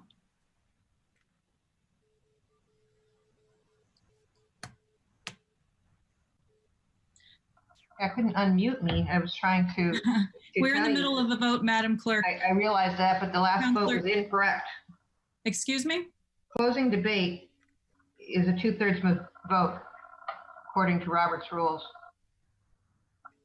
2/3 to move the question? I just found it as well. No, to close to move the question, which is closing the vote. It's a 2/3 vote. Okay, so then that motion failed. Correct. Very good. Thank you. Thank you for clarifying, ma'am.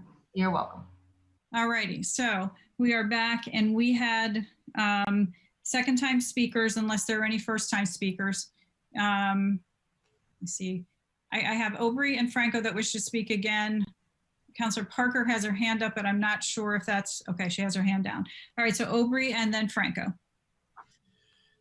I was just going to suggest, I think some of what makes it a little strange here is when it says 25% match. I think it should say 25% of the purchase price. It's not a match because then we'd need 75,000 or 75%. So I think that that's a little confusing and could stand to be corrected. For what it's worth.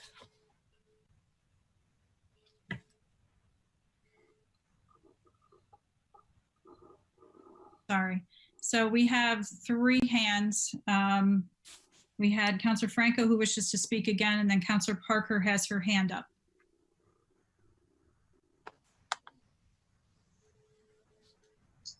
I'm just going to state again, I think it's a bad time to use the fund balance. It seems as though when we were in debate, the town staff wasn't even on board with this. It seems like the 5 of you are making the decision for everybody without real serious input from other people or reliable sources that really can advise us.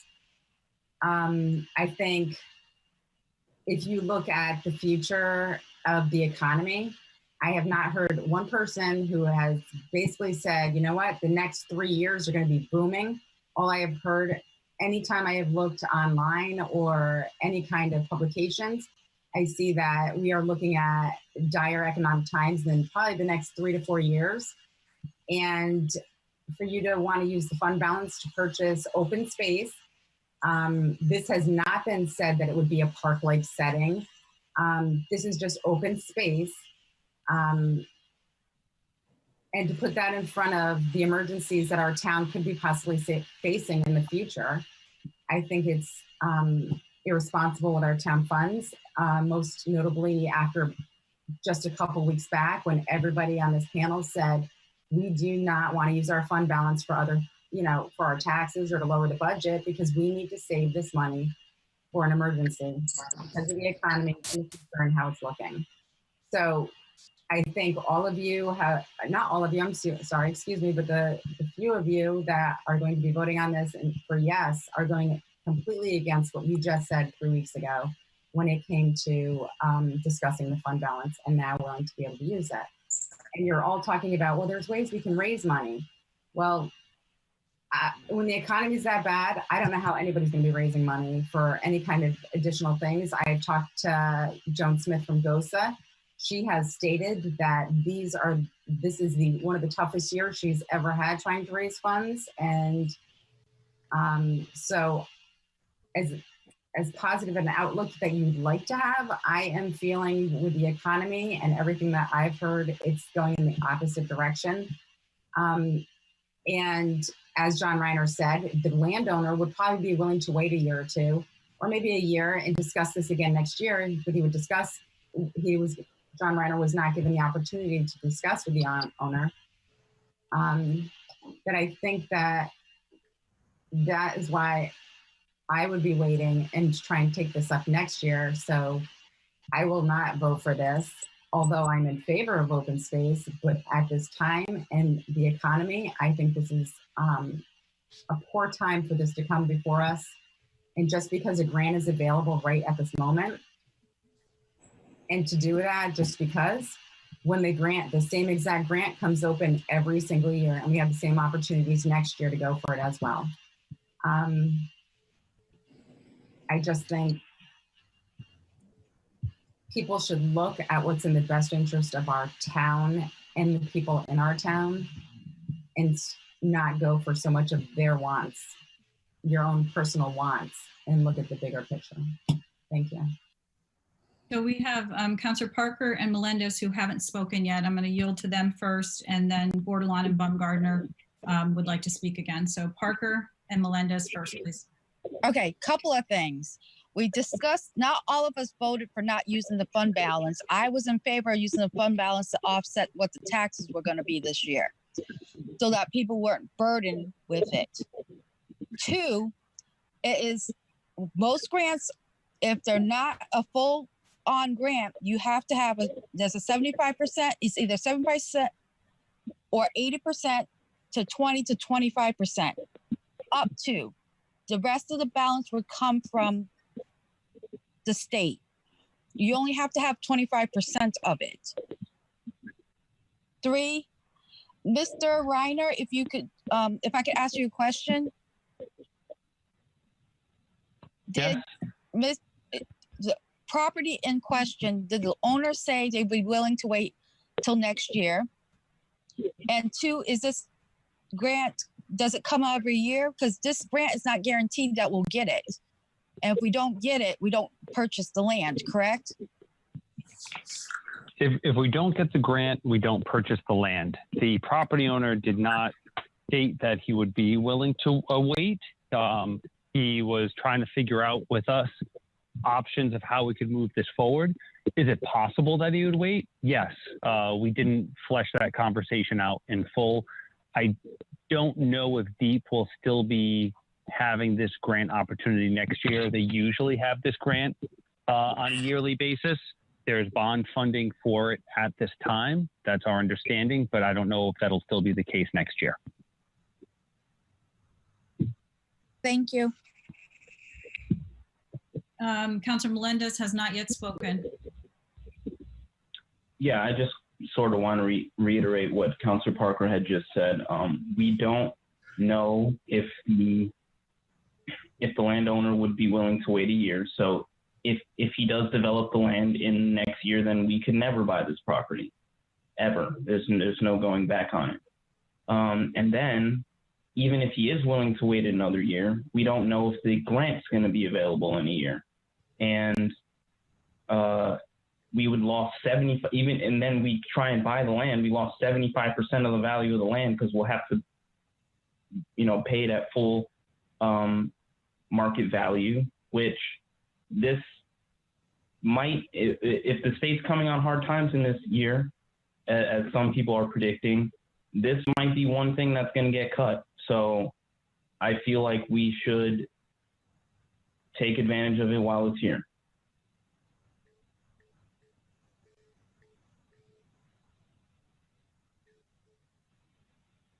And I haven't spoken yet, so I'm going to jump in before we go to a second time. We have discussed this in committee of the whole, and how things are done is by majority vote, and we had a majority say we wanted to move ahead with this. So it's not like there's any kind of individual people doing things. We're working as a majority of the council, and this is something that the majority wanted to move ahead with. I agree we need to seize the opportunity that we have right now, as Councilor Melendez just stated. And I agree it is something that would be good for the whole town. Okay, Councilor Bordelon is speaking for the second time, and then Councilor Baumgartner for the second time. Thank you. Yeah, I agree with Councilor Parker to some extent. I made the motion to try to meet the middle line, to use part of the fund balance to offset the cost of the taxes going up. And at the time, we could not get the vote to go through to protect the taxpayer. And now we're willing to move more money to acquire land, but also during the budget season, during outside services, we weren't looking to fund much of that either. So I have concerns with that. I mean, I challenge this council in the next budget season that we look to fund these items in their entirety and not micromanage them and go down to the penny to $100 when we're looking at a total of outside services of about $83,000, and everyone picked it apart and didn't want to do anything with it. With that being said, people, I understand this grant might not be available. People might not have a job in a year. So is land purchasing really our top priority today, right now? I mean, can we eat the land? I mean, are we gonna house homeless people on the land if they need a place to stay? How is this really helping our current state of our economy and our community at this moment today? In the future, yes, and I'm in full support of land, but I'm also been elected to be responsible, and I cannot justify voting on money when we didn't properly fund certain things, and we're not sure if we're going to be facing layoffs down the road here. I mean, most of the casino workers haven't fully returned. We're in a state of crisis in our economy, a state of civil unrest. I don't feel that this land is top priority today. I actually think that we should table this in the sense that we haven't even asked the owner if we could do this at a later time. I think that would be full deliberation and discussion, is to have that option at least be discussed before we get to this point. So I would like to make a motion to table this until we get that answer. That way it's a middle road. It does not leave the option. There's no second. Is there a second to Councilor Bordelon's motion to table? Second, Franco. Excuse me one second, Councilor Bordelon. I have to make a note and give the clerk a chance to catch up. Move to table by Bordelon, seconded by Franco at 8:23. My rationale is that I feel for full deliberation, I think we should talk to the landowners, let them know that we're really invested in it as we are, that it's a great asset for the town of Groton, its location, but at this current state and time that it's not the right time to be using money in our fund balance. And is there a chance that we can acquire this land at a later date? There's been talk, hasn't been sold in quite some time. So I don't see the urgency at this moment. Originally, when this came forward, our town staff stated that it was going to be a lot of work and that they were pressed for time. And actually, we're not in support of moving this forward at the time. And certain members on the council, despite what our town hired employees stated. Point of order, there's a motion on the table for. I'm explaining my motion. Madam Clerk, I'm going to ask you to intervene at this point. I believe I have the right to talk. Excuse me. I'm asking for clarification from the clerk, Councilor Bordelon. Madam Clerk, can you hear me? Yes. Motion to table is debatable or not debatable? I believe that it is debatable. So go ahead. It certainly should be explained, and it should be debated, because there's lots of people that don't want to table it.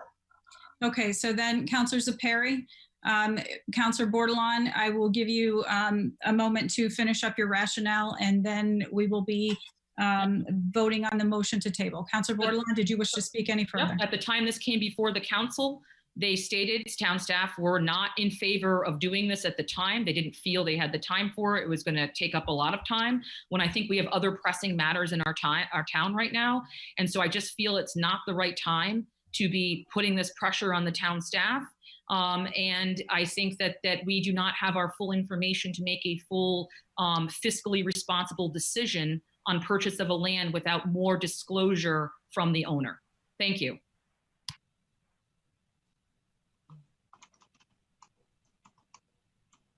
So at this point, we are discussing the motion to table. So is there anyone who wishes to discuss the motion to table? Councilor Melendez has his hand up. I'm not sure why we would table this when everyone here knows that there's a clear majority to move forward with this. It seems sort of like a filibuster to me. Democracy is democracy.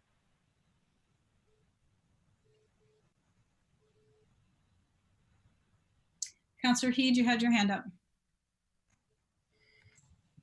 I basically would agree with Councilor Melendez. I don't see any reason to postpone this. Thank you.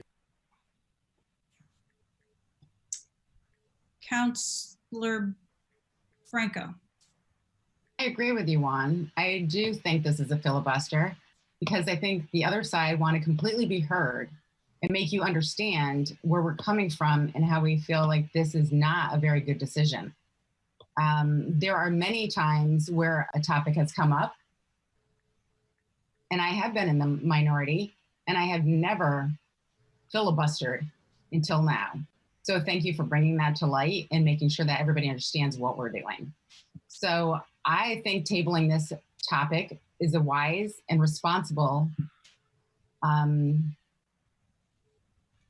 vote. And I think this is what we should be doing, as anybody who can see what's going on in the world right now.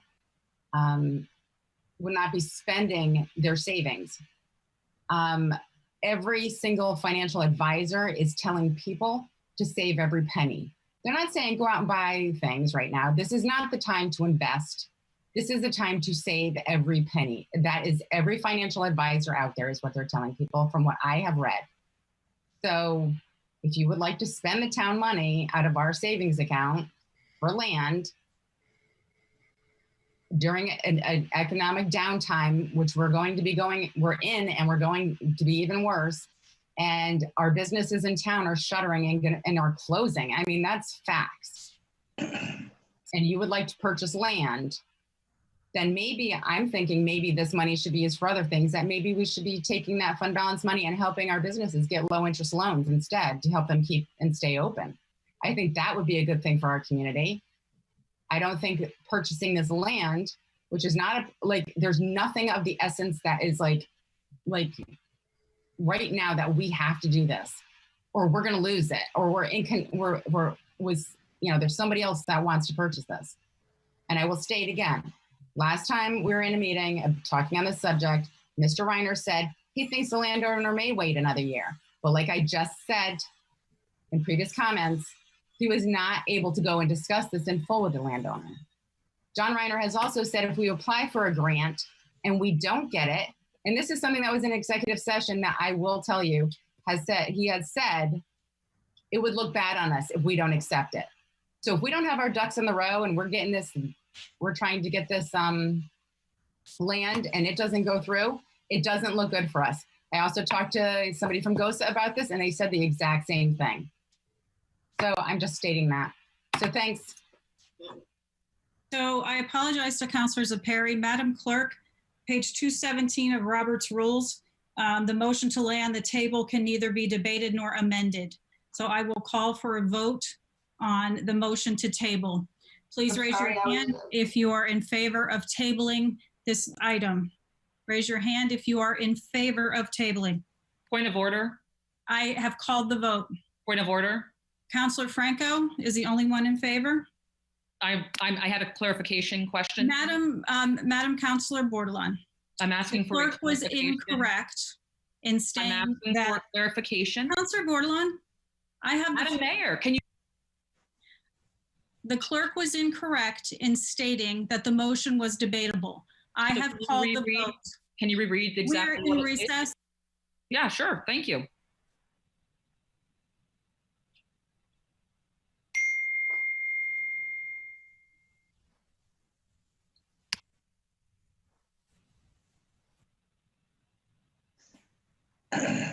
Because no one can debate with her. Portia. Yeah, we're in recess. You're on, Portia. I don't get it. I'm on. We're in recess.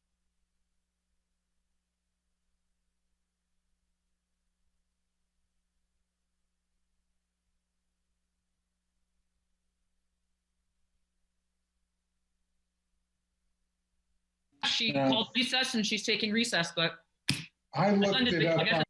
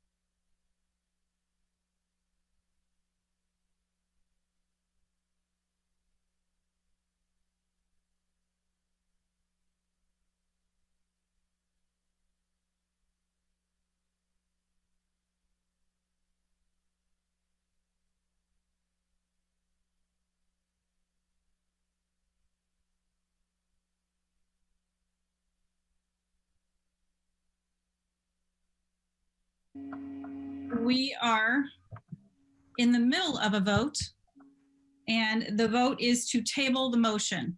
All those in favor of tabling, please raise your hand and I will call your name. Councilor Obrey? Councilor Obrey is the only one who wishes to table. Councilor Borde wishes to table. Councilor Franco wishes to table. Anyone else wish to table? It looks like Councilor Parker is not with us. Okay, so the motion to table fails. And Councilor Zeppi, again, I apologize. And we are going back to Councilor Baumgartner, who wanted the floor. Thank you, Madam Mayor. I'd like to propose an amendment to the motion.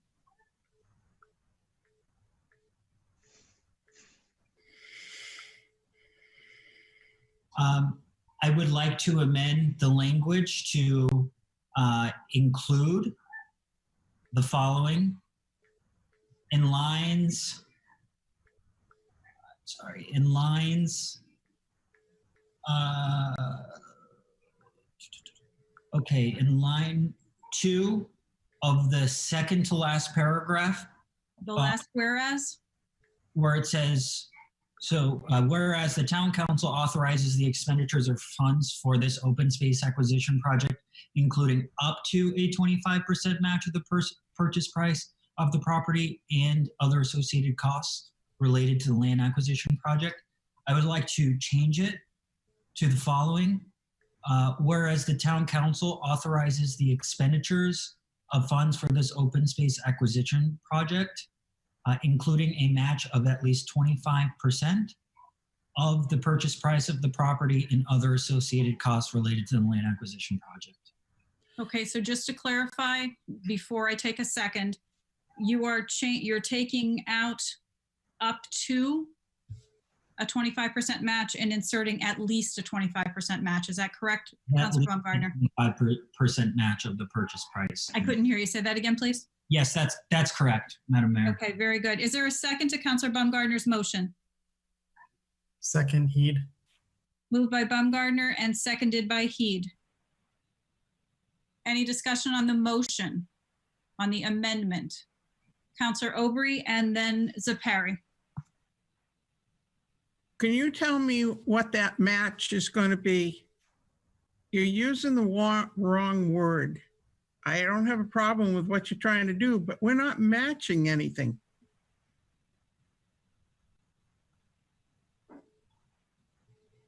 Is that question directed to me, Councilor? Yes. All right, I'm sorry. I'm sorry. Madam Mayor. I forgot to be polite. Councilor Baumgartner, did you want Mr. Burt to talk to this? If Mr. Burt is comfortable doing so. When you apply for a grant and they pay a certain percentage of whatever you're looking for a project or a land purchase, in this case, we're looking for 75%. Their actual language dictates that it's a match. You're matching the remaining to get to 100%. So if they provide 75%, you're providing a 25% match to get to the total of 100%. And what this motion would do is remove the limit. So whatever the grant comes back at, because it can come back lower than 75%. If it came back, say, 70%, then you're paying 30% with this motion. But I believe it would be preferable to have the word match since it's language directly used by the grant. Correct me if I'm wrong, Mr. Reiner. No, you are correct. Councilor Zeppi. I'm concerned about the amendment because it indicates that we're going to pay a flat 25%, whereas the original resolution was up to 25%, which means that if we get a grant for 85%, or if we get a second grant, the town's contribution would be less. But I saw Andre shaking his head, so that's the way I understand it. And if I'm misreading it, I'd be happy to be enlightened. Madam Mayor, through you, Yes. If I'm not mistaken, the way Mr. Burt and Mr. Reiner described the grant, we can only receive up to 75% of a match from the state. It cannot exceed 75%. Whereas Groton's contribution can exceed the 25% in the case that we receive, say, 70% of the state grant. That would require us to pay the 30%. But your rationale, I think, is, I understand where you're coming from, but I'm looking to avoid that confusion you're describing.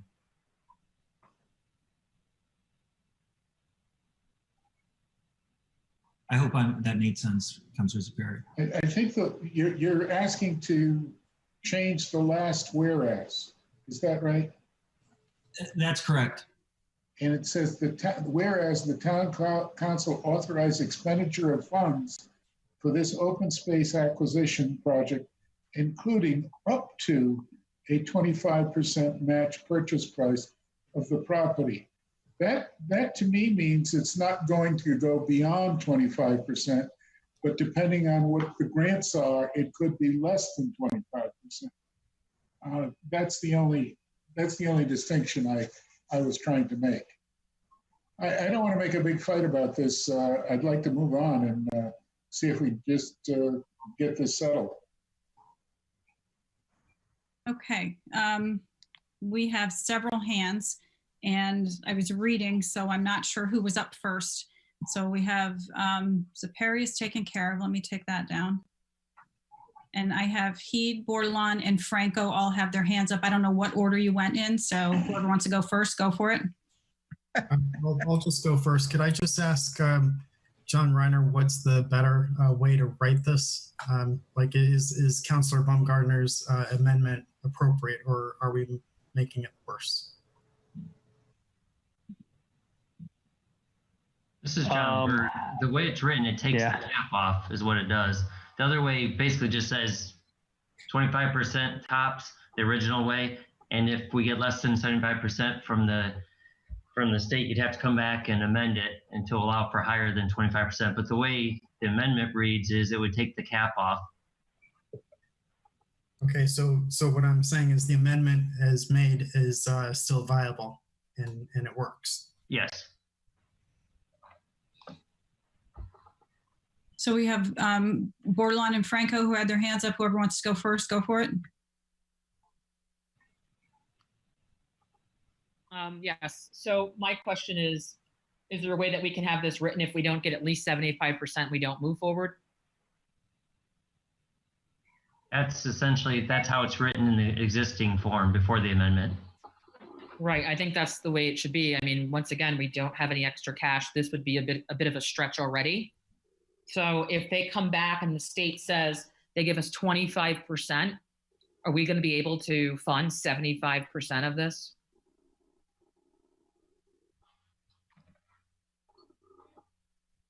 Well, if it came back and if the amended motion went through and the cap was off, then let's say they did, I don't know if they do much under 50%, but let's say it's at 50%. And then we would take the, whatever it was, 60-something thousand out of the land acquisition fund, and remaining, we would look at probably fund balance use. Right. So I think that like we should establish like, I think, when you make decisions financially, one decides their threshold before getting involved. So I guess the question is, what can we truly afford and how much more are we willing to go at this depending on what comes through?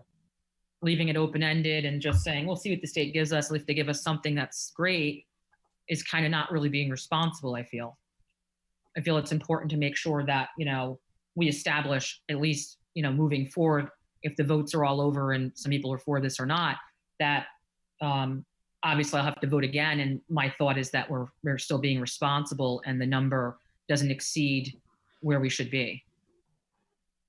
So I think we should establish a cap, if nothing else. That's being responsible.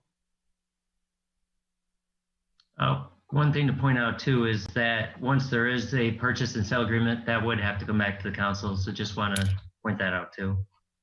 Right, and is there no time that we can talk to the seller, the owner of the land, to see if he's willing to delay? As laid out previously by Mr. Reiner, for this grant cycle, no. Otherwise, you're just waiting for the next grant cycle or for another grant if something appeared. So we don't have the time between now and August to talk to the landowner to try to postpone, or see if he, or ask him if he's willing to hold the land for a better time per se. This is John. We certainly could have that conversation, but we've already applied for the grant. The grunt work, the majority of the work that, I was cautious about whether or not we would have the time that was raised at the last meeting on this topic. We did all the heavy lifting. That work is all done. It's questionable whether or not this grant will. Do I think there'll be another grant of this type next year? Yes, but I can't guarantee it. I'm not 100% sure. I think at this point, we've applied for the grant. We should at least see if we get the grant. And we don't have to accept the grant. The council still has to authorize us to sign a purchase and sales agreement, or they don't have to authorize us to sign a purchase and sales agreement. Right. So I guess the question, can we talk numbers here? So if we're taking 60,000 out of the land, how much more if they come in at 50%? What are we looking ballpark of what we're going to have to fund out of fund balance? I think those are conversations that we would have if we didn't. We're going to be talking about this property in great detail before we can have any real action. Negotiating a purchase and sales agreement. I don't expect us to have a signed purchase and sales agreement until we would have notice of what the grant funding is. And at that point in time, that's something that the council can deliberate on if we only get 60% of the grant funds versus 75%.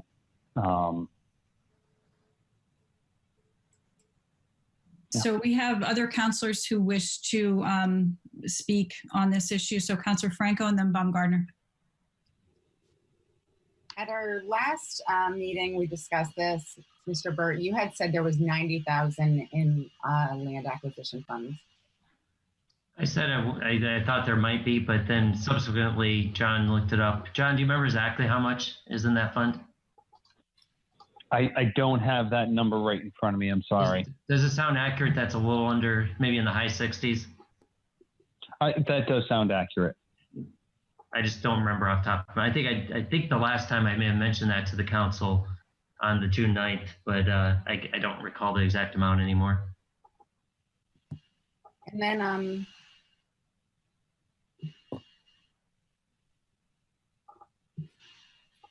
so is there a way to change the wording that this doesn't come from the fund balance? And should this be, if the people that want to vote for this to go through, shouldn't it be maybe funds that are raised and not taken out of our fund balance? People have discussed other grants. They've discussed fundraising. So is there a way to put it so that this money will not come from our fund balance?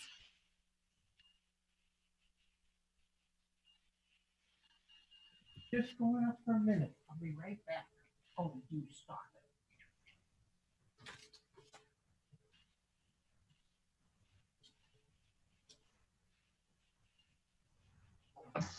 it. This is John again, John Burt. I did find the fund balance, or the account balance on that land acquisition. If the council would like to know, this was as of late May. It's a little over 73,000.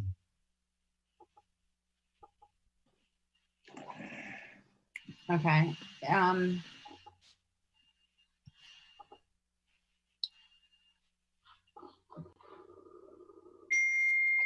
Maybe a motion should be made here that we change it so that no money comes out of the fund balance then, and they can do other grants and fundraising if this is something that they feel the town should get, and we shouldn't be using the fund balance.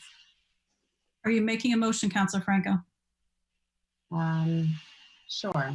You need to amend. You need to have an amendment to the motion that's on the floor. I'll make an amendment to change the third to the last paragraph and strike with supplemental appropriations from the capital reserve fund unassigned fund balance for open space additions. Okay, hold on one second, please. So Franco is making an amendment to the second to last whereas, striking with a supplemental appropriation from capital reserve fund unassigned fund balance. Is that correct? Is that the correct account? That's our fund balance? That's what I'm asking you. It's your motion. Mr. Burt. Please repeat that. The third to the last paragraph where it says supplemental appropriation from the capital reserve fund unassigned fund balance for open space. Is that the open space fund or is that the fund balance? The town's fund balance? Let's see, capital reserve fund. Okay, that's what we're looking at. So the capital reserve fund is for our CIPs. We have about $1 million in fund balance there. The open space acquisition is the 73,000. Right, but the way it reads, it says capital reserve fund unassigned fund balance for open space. Is that all one place or is that? Well, that looks to me like it should be an and. So I'd like to strike out appropriation from capital reserve fund unassigned fund balance 4 and replace it with fundraising and additional grants. Second, Bordelon. Wait 1 minute, please. Can I just 1 minute, please, Mr. Burt. Sure. So you're striking with a supplemental appropriation from the capital reserve fund unassigned fund balance, and you're inserting, repeat your language for the insertion, please. I am not striking supplemental. I'm striking appropriation from capital reserve unassigned fund balance 4, and I'm replacing it with fundraising, additional grants, and open space. I guess it's called that open space acquisition fund. Is there a second? Second, Bordelon. Moved by Franco and seconded by Bordelon.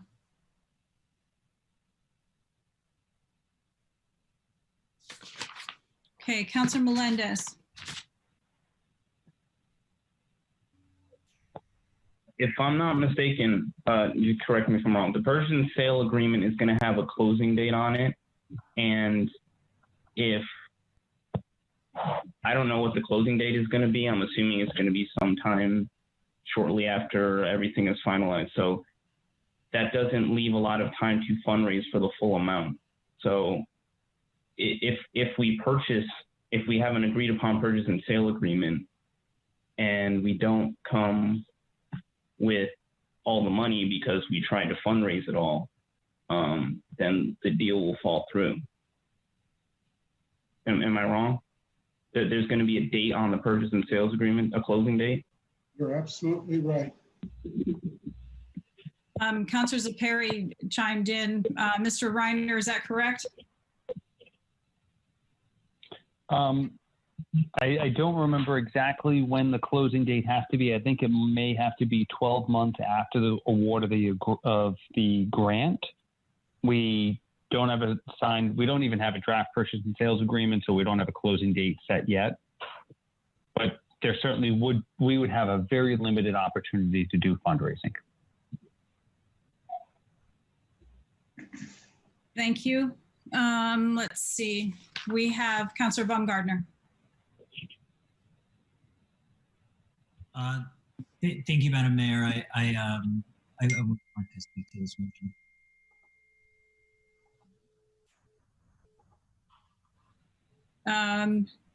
Councilor Baumgardner, your speaker, you're on mute. Yes, I don't want to speak on the motion before us. Okay, very good. We have Mr. Burt is raising his hand. I'm looking back, there's some notes from Cindy Landry, and I'm looking at how that reads for that second to last whereas, third to last paragraph there.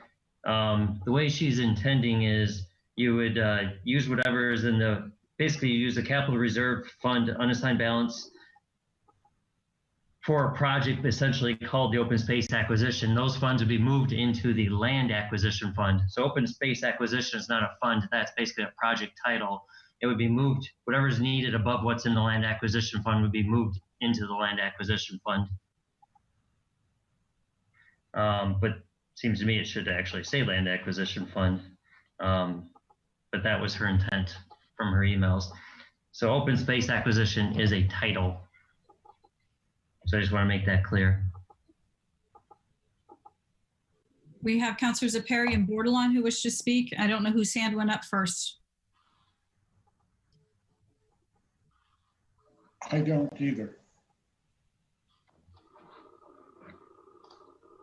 Councilor Bordelon, do you want to go first? Or do you want Councilor Zeppi to? You know what? I just assumed you're going to go to him first, so I'm fine with that. Thank you. I'm concerned about the Second Amendment, particularly because it essentially kills the purchase if we can't raise the money by other means. We want to go ahead with this purchase. What we're doing is we're deciding that if we decide to go ahead with this, we're deciding that it is worth the risk of using our reserve funds to acquire a vast tract of land for only 25% of its value. And that's something that is an opportunity that may not come again.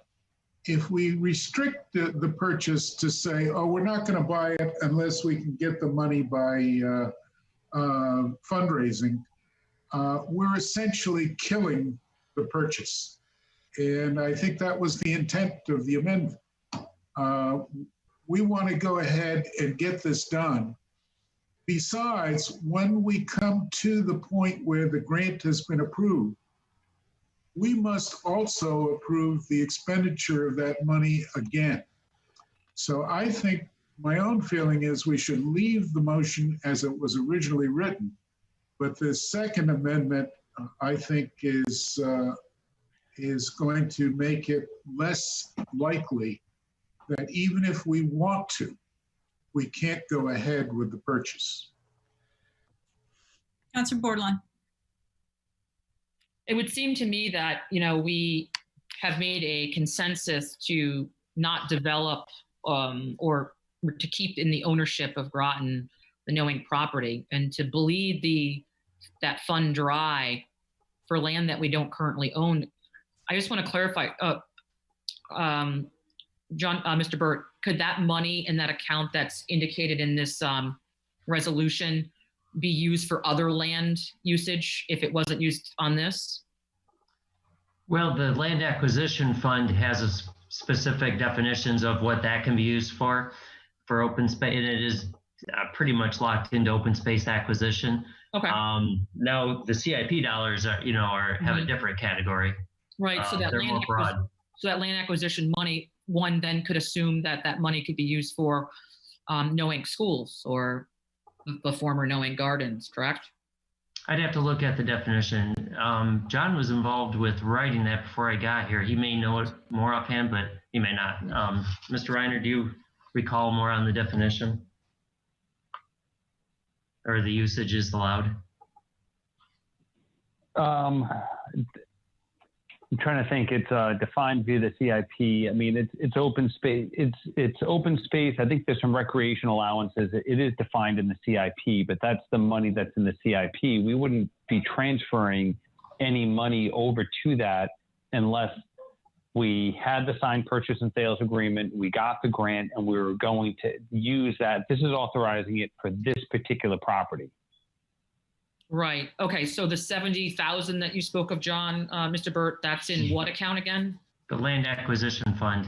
And I remember when we looked at the Merritt property as part of the middle school project, our attorneys were looking at that, and we could only spend it on anything but land acquisition. You could do a little bit of work there if it was required by the state to acquire that land, but that was it. So I don't think you can use it for any kind of development. I think you can only use it for purchasing property.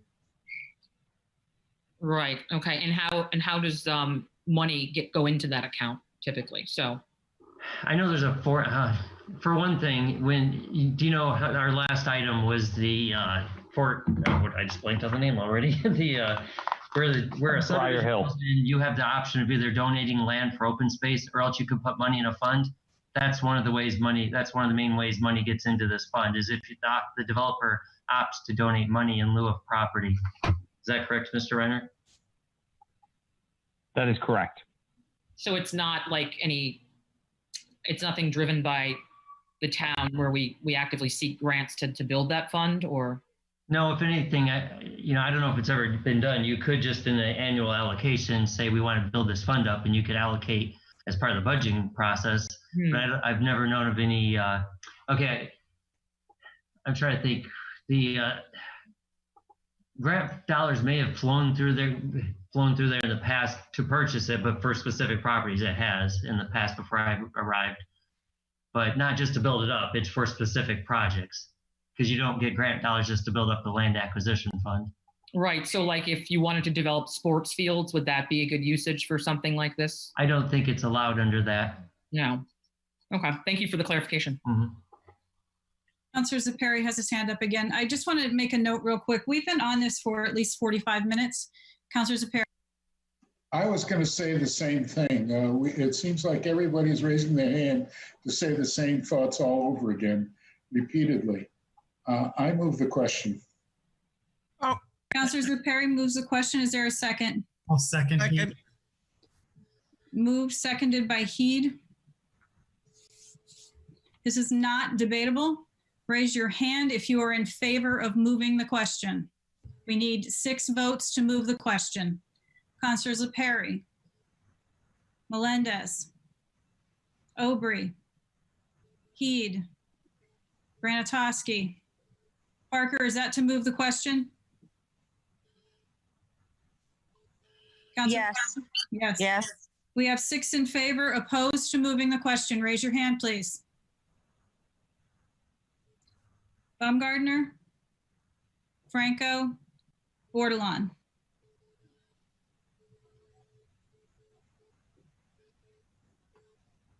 Motion to move the question passes, 6 in favor, 3 opposed. We will vote on the most recent amendment by Councilor Franco, moved by Bordelon. This is striking and replacing the language, inserting the fundraising and grants. All those in favor, raise your hand, please. I will call your name if I have you noted. Councilor Bordelon, Councilor Franco. Any others in favor of Councilor Franco's motion? All those opposed, please raise your hand.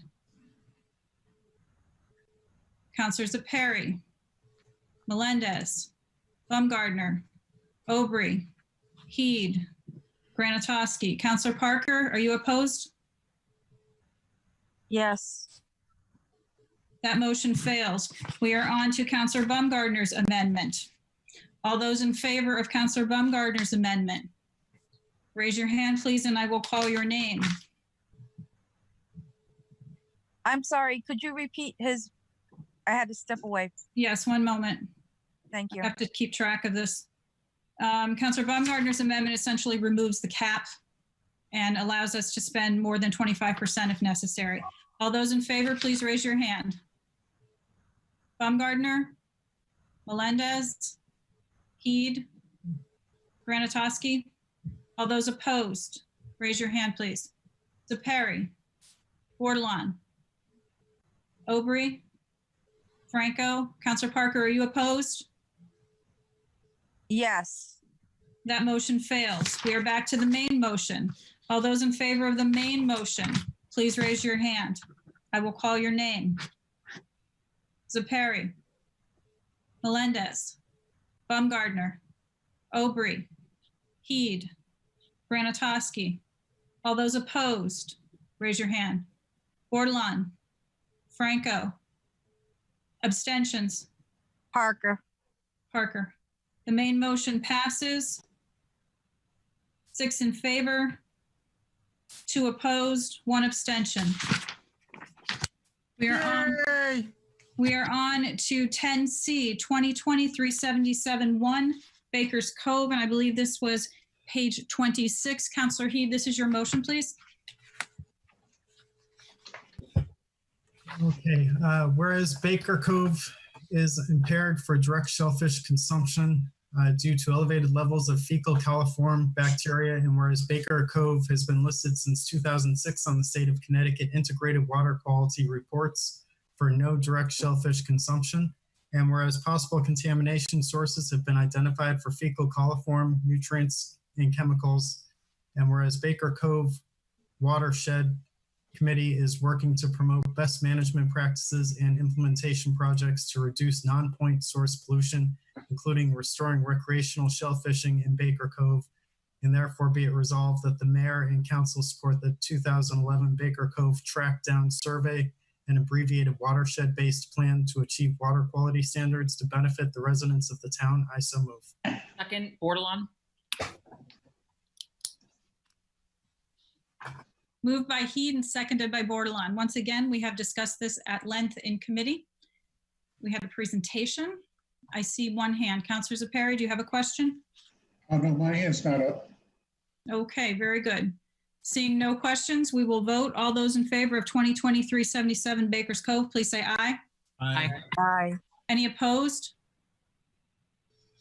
Councilor Obrey, are you opposed? No. Okay, any opposed?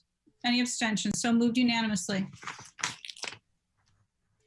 We are on to 2021-59-4, 13 Fort Hill Road land transfer. This is on page 27, and this is Councilor Obrey's motion.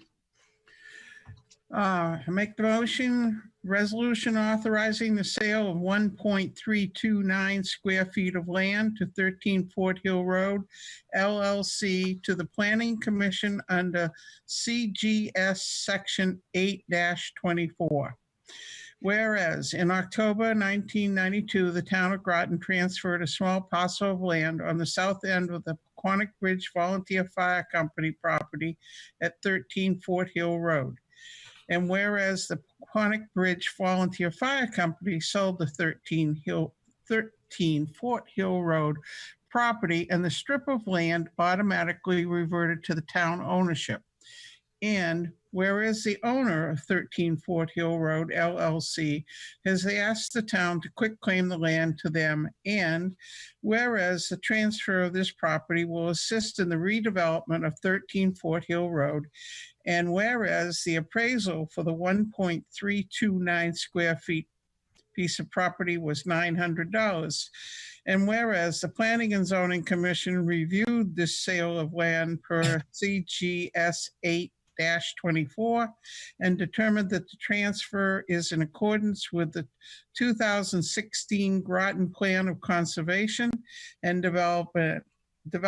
And now be it resolved that the town council authorizes the town manager to sign all necessary documents and deeds to execute the transfer of said property to 13 Fort Hill Road, LLC, for a cost of $0. I so move. Second Parker.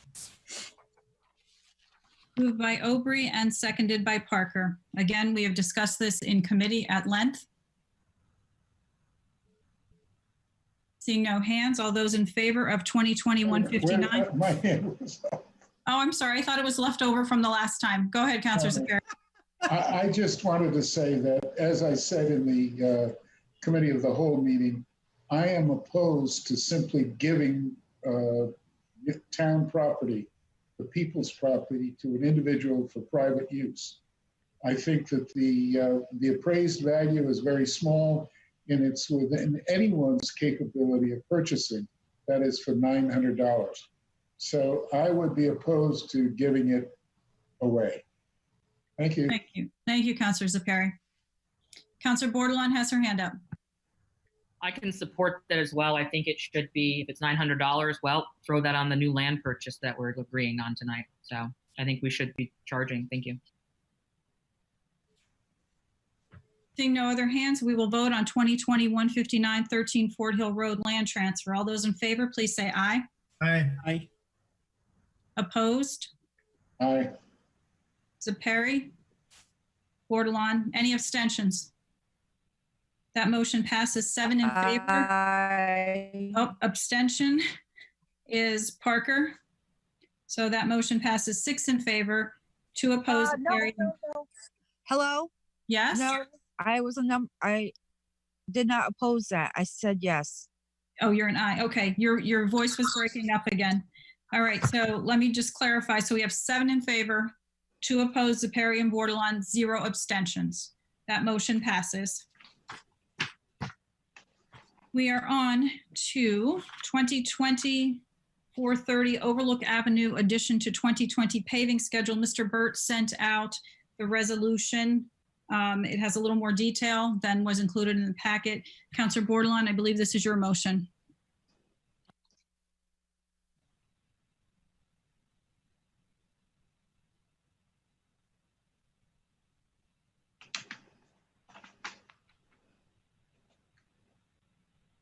Councilor Bordelon, you're on mute.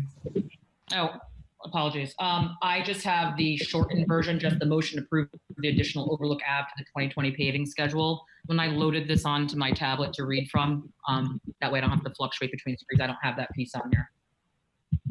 Second. Is that the motion? Councilor Melendez, could you take that one, please? Yeah.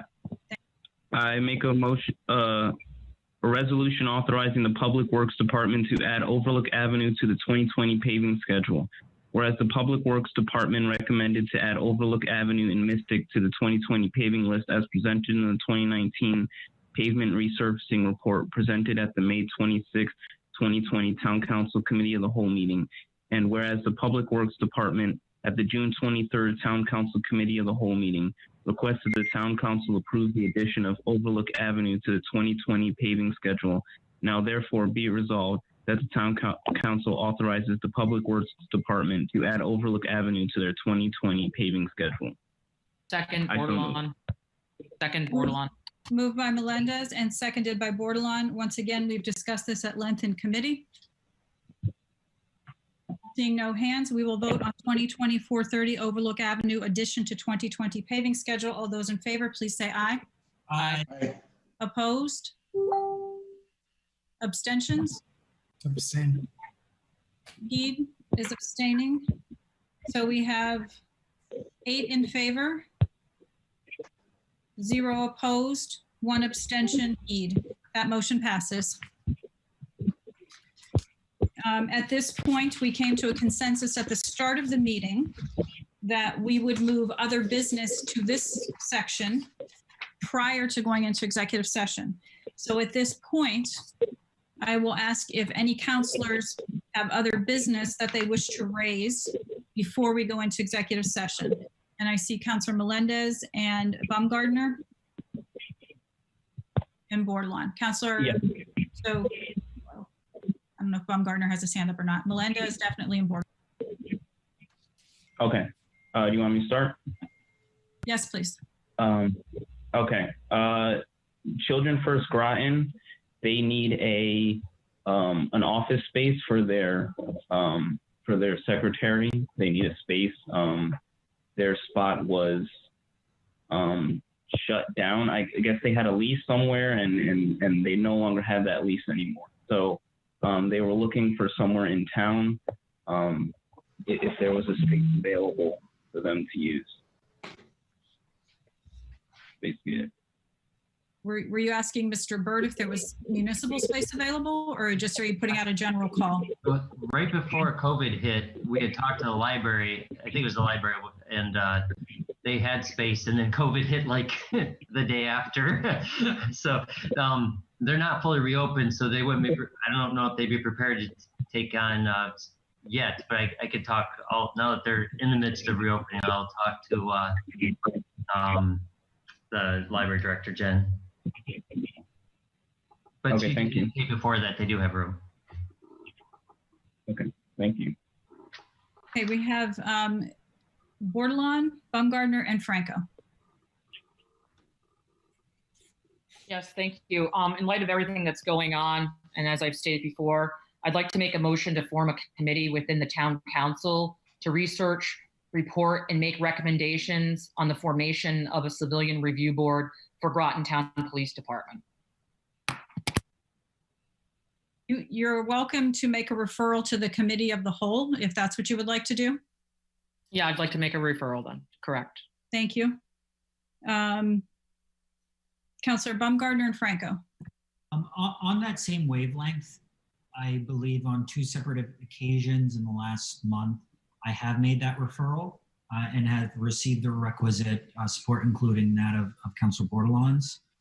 So I'm in complete agreement with her. I understand that after the chief had provided his presentation to the COW on policing policy reforms that were proposed by the department that the department has been working on in conjunction with the third-party attorney, that we would revisit how the council would how the council could vet those proposals and any proposal relating to the use of force in our town, as well as addressing more generally, as Councilor Bordelon suggested,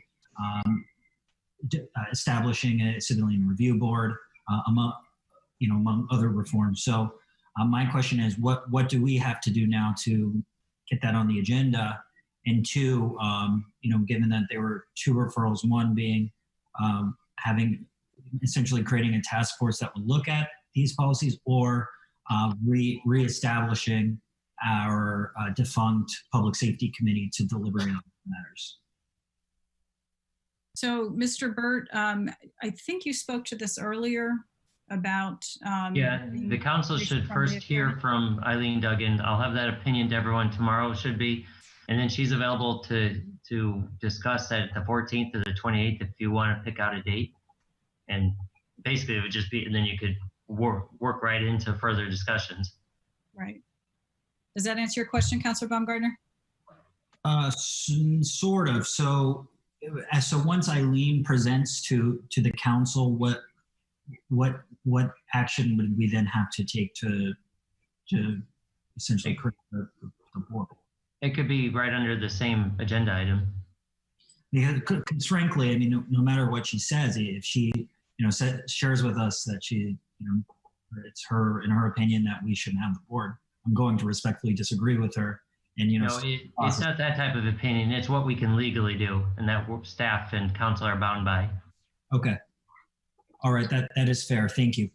So long story short, we will, and I think Councilor Bordelon has a follow-up question on this. We will be firmly discussing next steps after Eileen does her presentation. Yes. The attorney Duggan, I almost said Brennan. Attorney Duggan will be presenting that. You'll be reading it before she presents it. That'll give everybody a chance to follow up with questions for her. And then at that point, it'll kind of provide the parameters for what we can do, what we're legally able to do. And at that point, then it'll be the consensus of the council, how you wish to move ahead. So I should say, if you end up asking further legal questions, I can't guarantee that would be by the 14th. Right. You should ask for what she's saying if you don't understand what she's saying, yes. But wait until afterwards to do any new questions. Yes, yes. Thank you for clarifying that. I appreciate that. Councilor Bordelon, is your hand in a follow-up to your prior comment? Yeah. I think that it was already formally requested, and I feel like we put it on the back burner long enough.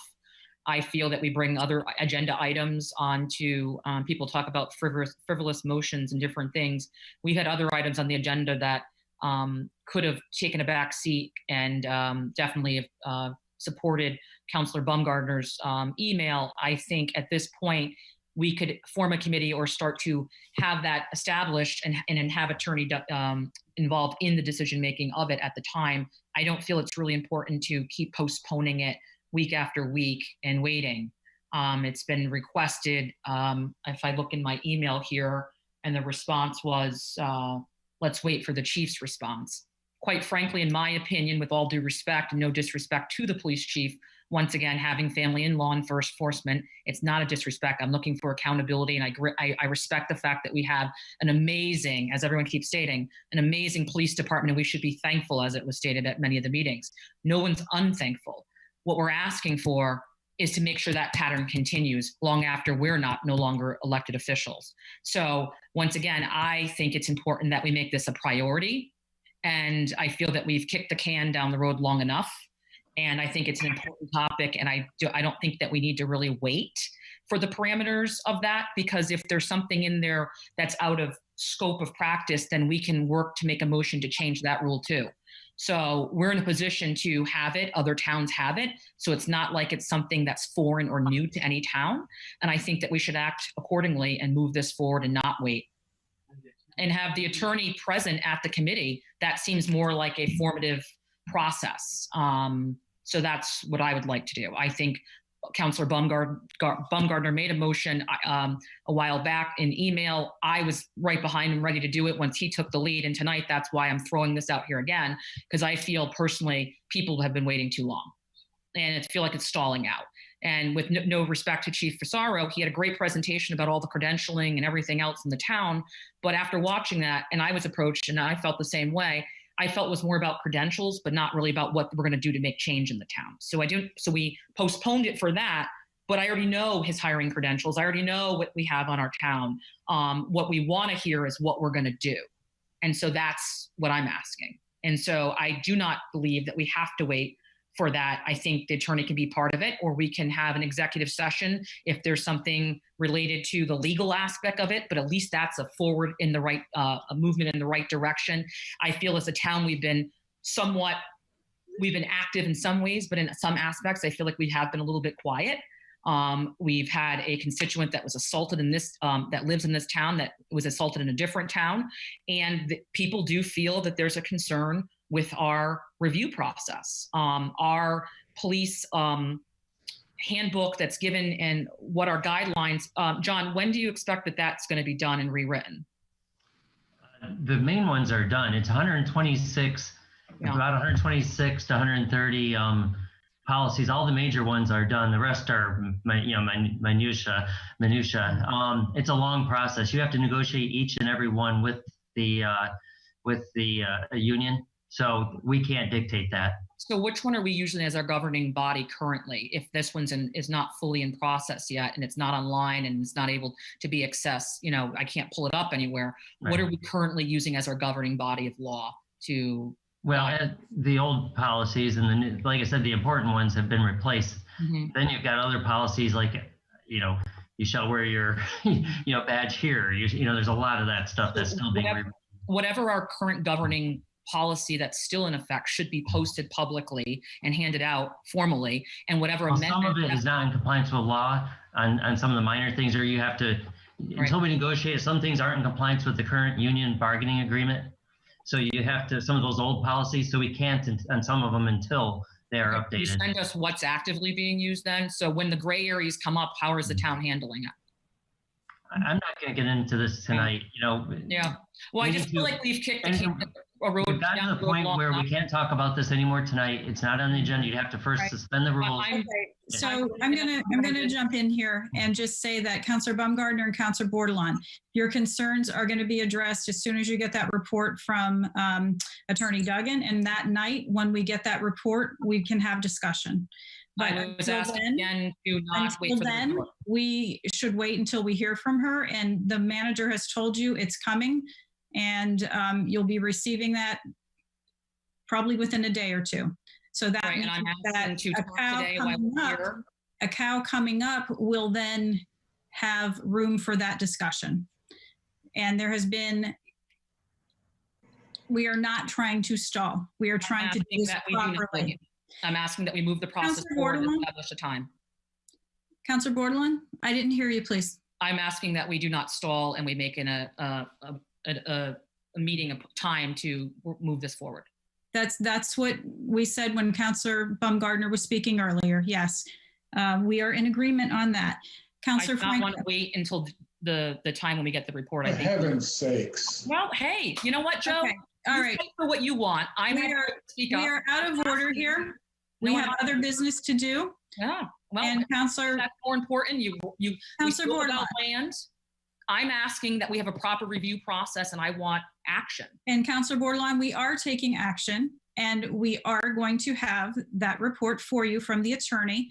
And we want to make sure we do this proper. Oh, Mr. Burt said tomorrow you will have it. Can we have a special meeting upon the report and start to move this process forward? I like to call a special meeting then, once we obtain the report and start moving this and making it a priority in this town. We have a meeting next week, Councilor Borde. There are other councilors who wish to speak. So is it proper that we can have a special meeting? How do I go about requesting that? We have another meeting scheduled for next Tuesday, Councilor Borde. You will have the attorneys. Have this meeting before next Excuse me, Tuesday. Councilor Borde, you ask a question. I'm trying to answer your question. And my question is, I'd like to know how we could have a meeting before then to make this a priority in our town. And I'm telling you that we have a meeting scheduled for Tuesday. You will have the report tomorrow. The meeting will be Tuesday. Attorney and there's no way Duggan to have a will be special with us. meeting, say. Councilor Borde, with all respect, With all there are respect, other I have a councilors passion who about wish this, to and speak. I feel like my voice is not being heard. Your And voice- I'm God, asking, it's being heard. I'm asking again, can we have a special meeting before next Tuesday? No. No. There's Councilor Franco had her hand up. Thank you. So I think one thing our council has not really dealt with in well over a month is we haven't had anybody come to us and discuss the COVID situation and how it's impacting our businesses and our residents. And I have requested human services as well as our economic development and departments of that nature to come speak to us and tell us how things are happening in our town and how they have a a pulse on what's happening and what they think maybe as a council if there's anything that we can do. So tonight, as I had suggested, there could be other things that we can do that have not maybe been discussed because we have been dealing with a lot of other topics that are not dealing with the crisis at hand. Is there a way for our town to give out, low interest loans to businesses in our town? I don't know. I don't know what the implications of that would be, and but it hasn't been discussed. We're not getting like our reports like at the beginning of the meetings to tell us how things are happening in our town with the COVID situation. That seemed to have stopped. So, I mean, we've been really silent on COVID and how it's impacting us. We've also, I have asked for to put other agenda items aside and just focus on the COVID situation, civil rights, and essential town business. And I'm going to ask again that we do this because there are things that this council wants to deal with, and we are getting muddled down in other things that can wait and have no timeline on them. And if we're dealing with crisis of COVID, that's now. I mean, I'm being pushed off to July for items from last month for COVID. I mean, we're just putting things, I don't see how that's helping our town. And I'm once again asking our council to please support me and just having COVID, the civil rights issues, and essential town business on our agenda. Amen. Second that. One more quick question. Is there some kind of timeline as to when they think we're coming back to the council in person and how long we're doing Zoom? Because I just need to plan some things out. Madam Mayor, may I for a quick moment? There are other people with their hands up. I'm sorry. Mr. Burt, Yes. we've had this discussion and I am not inclined to bring it back to live meetings anytime soon, simply because I don't think it's safe at this point. I don't think it's wise. And I think we're working okay with Zoom at this point. Mr. Burt, did you want to add anything? Well, the hard part would be if you had public at that, you have to keep the 6-foot distancing. It's hard with the layout. You could maybe move and do it in the senior center possibly. I'm not in a rush. I'm just asking if you have some kind of timeline that you're looking I don't anticipate it for at least 3 months, honestly. Thank you. That's all I need to know. And maybe longer. RTM will be longer than that. Right. I'm okay. Thank you. I'm not sure if Councilor Obrey had her hand up. Yeah, I did. I think that what we're doing is good because we're keeping our council meetings moving forward, taking care of things for the town and trying to be as normal as we possibly can be. We all have concerns about Corona, certainly, God knows we all do. As far as the businesses, we have an economic department that's been working with businesses, been in contact with them. I think probably what we need is a more often update from them as to what is happening, what's being done for the businesses, and if there's, then we could say maybe there's more that we could do. But you know, you guys keep jumping into these things and you're blind to what you're really jumping into. Let's go to the department that's working on it. Ask them for an update. You know, it's fine to say that you want to have a group overseeing the police department, but you don't even have guidelines for it. So again, we can't just say, do it, do it, do it. We have a process that works well. Use the process. And I think we'd have much better meetings. We'd be calmer. We'd be more informed. So I would ask Mr. Brett that we at meetings as we go forward in the future, because it's a little bit easier with the Zoom, that we have Paige be part of the meeting and talk with us about what he's saying. He's obviously you don't agree with that, but oh no, I do. I've been trying to get him scheduled, but we've had other things going on. Well, I was going to have him on the 14th, but it's shaping up. We've just got a lot of things happening, so we do. The council may have to decide what they want. Well, I think it would be very good at our meetings and as we go forward, starting next week, that we have 1 or 2 department managers come in and give us a brief update, and then we can ask some questions politely and be more informed rather than just saying, I want this to happen, I want this to happen. We don't know. So let's learn a little something and then make our suggestions constructive. And if we do it that way, we might all agree with each other. Because right now, we're looking pretty foolish. So I would just ask you to I know it's difficult. Everybody's under so much stress and everybody wants to do what's right. But we think about the stress that other people are under. Don't keep pushing. It isn't going to make it happen. It'll happen, but we got to do it the right way. So please, let's work together. So John, please bring the people in. I'd like to have the police chief come in and talk with us. I'd like to have Paige talk with us, and they can do it from wherever they want to do. Get the police car and go for a ride and talk to us. But we need more information and less suggestions on our part.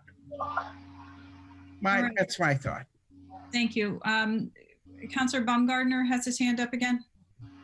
Yeah, quickly, and to Councilor Obrey, I think we're largely in agreement on most of the things. I just think sometimes we're further apart than we actually are. So I think we would all probably understand each other if we just attempted to listen to each other more and communicate with each other in a relatively respectful tone. And I know sometimes we have a difference of opinions, but I think we can best articulate ourselves and understand each other when we just talk to each other as kind humans. But I digress. I just like to back up Councilor Franco on the COVID discussion. The COVID task force met last week. Consists of Councilor Borde, myself, Mayor Hedrick and Mayor Garnatowski, as well as Councilor Obrey. And I think it would be helpful in the future if that meeting be televised. That way the public can receive information about what is being discussed by all of their elected officials. I thought it was very informative. The information Mayor Hedrick had, as well as the town manager has had, as they kind of manage this situation on the ground. And I also think it would be helpful if there are questions that councilors have or other members of the community that members of have that the councilors who sit on that task force, if we receive those questions ahead of time, we could ask the group about how to, ask the group those questions. So that way, nobody, misses, any question, and all questions are answered. But most importantly, if it is televised, that way everyone in the public can understand how the town is dealing with COVID-19, and not just the town, but also the city, which is so important. So that is a minor request I have to Groton Municipal Television or Mr. Burt or whomever, if we can in the future televise those meetings. That way the public knows how our town and city are handling its long-term recovery. And Councilor Baumgartner, I believe that it was recorded. Mr. Burt, was that meeting not recorded? I recorded it just in case. It's not an official, it's more of a task force, so it's not required to be recorded. I put it out, I just wanted to have it recorded to have it recorded. It wasn't aired, but I had recorded it out to the cloud. Okay, very good. So so Councilor Baumgartner's suggestion is noted.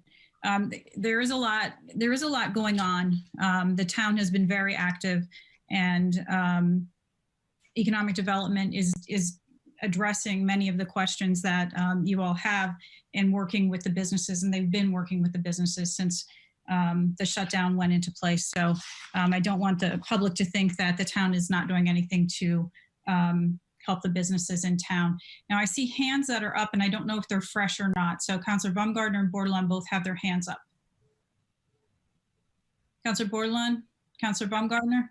I just wanted to say kind of what also Councilor Franco stated, as well as Councilor Baumgartner. I do feel like the COVID thing hasn't been part of the forefront necessarily. I mean, it took quite some time to have our first meeting or our recovery meeting, and that is why I'm being very passionate about the Civilian Review Board and informing a committee, because I really don't want to wait 5 months after, the incident of all this to get something going. So I feel that, yes, there's been sectors where we've been very involved, but there's also been stuff that's on the agenda that could take a seat, as Councilor, well, not her words, my words, but that could be placed aside for now, and more important issues be put forward.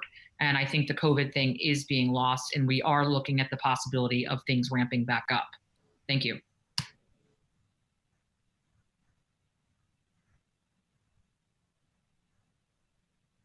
Sorry, I was muted.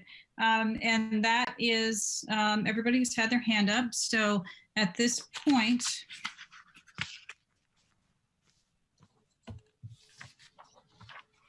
make sure I'm muted. I'm not muted. Okay. I hereby move that the members of the Town Council, Town Manager John Burt, Assistant Town Manager Bob Zagami, Planning Director John Reiner, Assistant Planning Director Deb Jones, Groton City Mayor Keith Hedrick, Economic Development Manager Paige Brunk, Bill Bellock, and William R. Sweeney Esquire go into executive session pursuant to General Statute Section 1-206D for the discussion of the selection of a site or the lease, sale, or purchase of real estate by the state or a political subdivision of the state concerning purchase and development of the former Colonel Ledyard School property. I so move. Second, Parker. Moved by Granatowski, seconded by Parker. All those in favor of going into executive session, please say aye. Aye. Any opposed? Any abstentions? And I'm just checking. I think we lost Councilor Zeppi. I'm just checking to see if he's in attendees. So we are at 8 councilors right now. So 8 in favor, 0 opposed, 0 abstentions. And it is 9:38, and we are in executive session.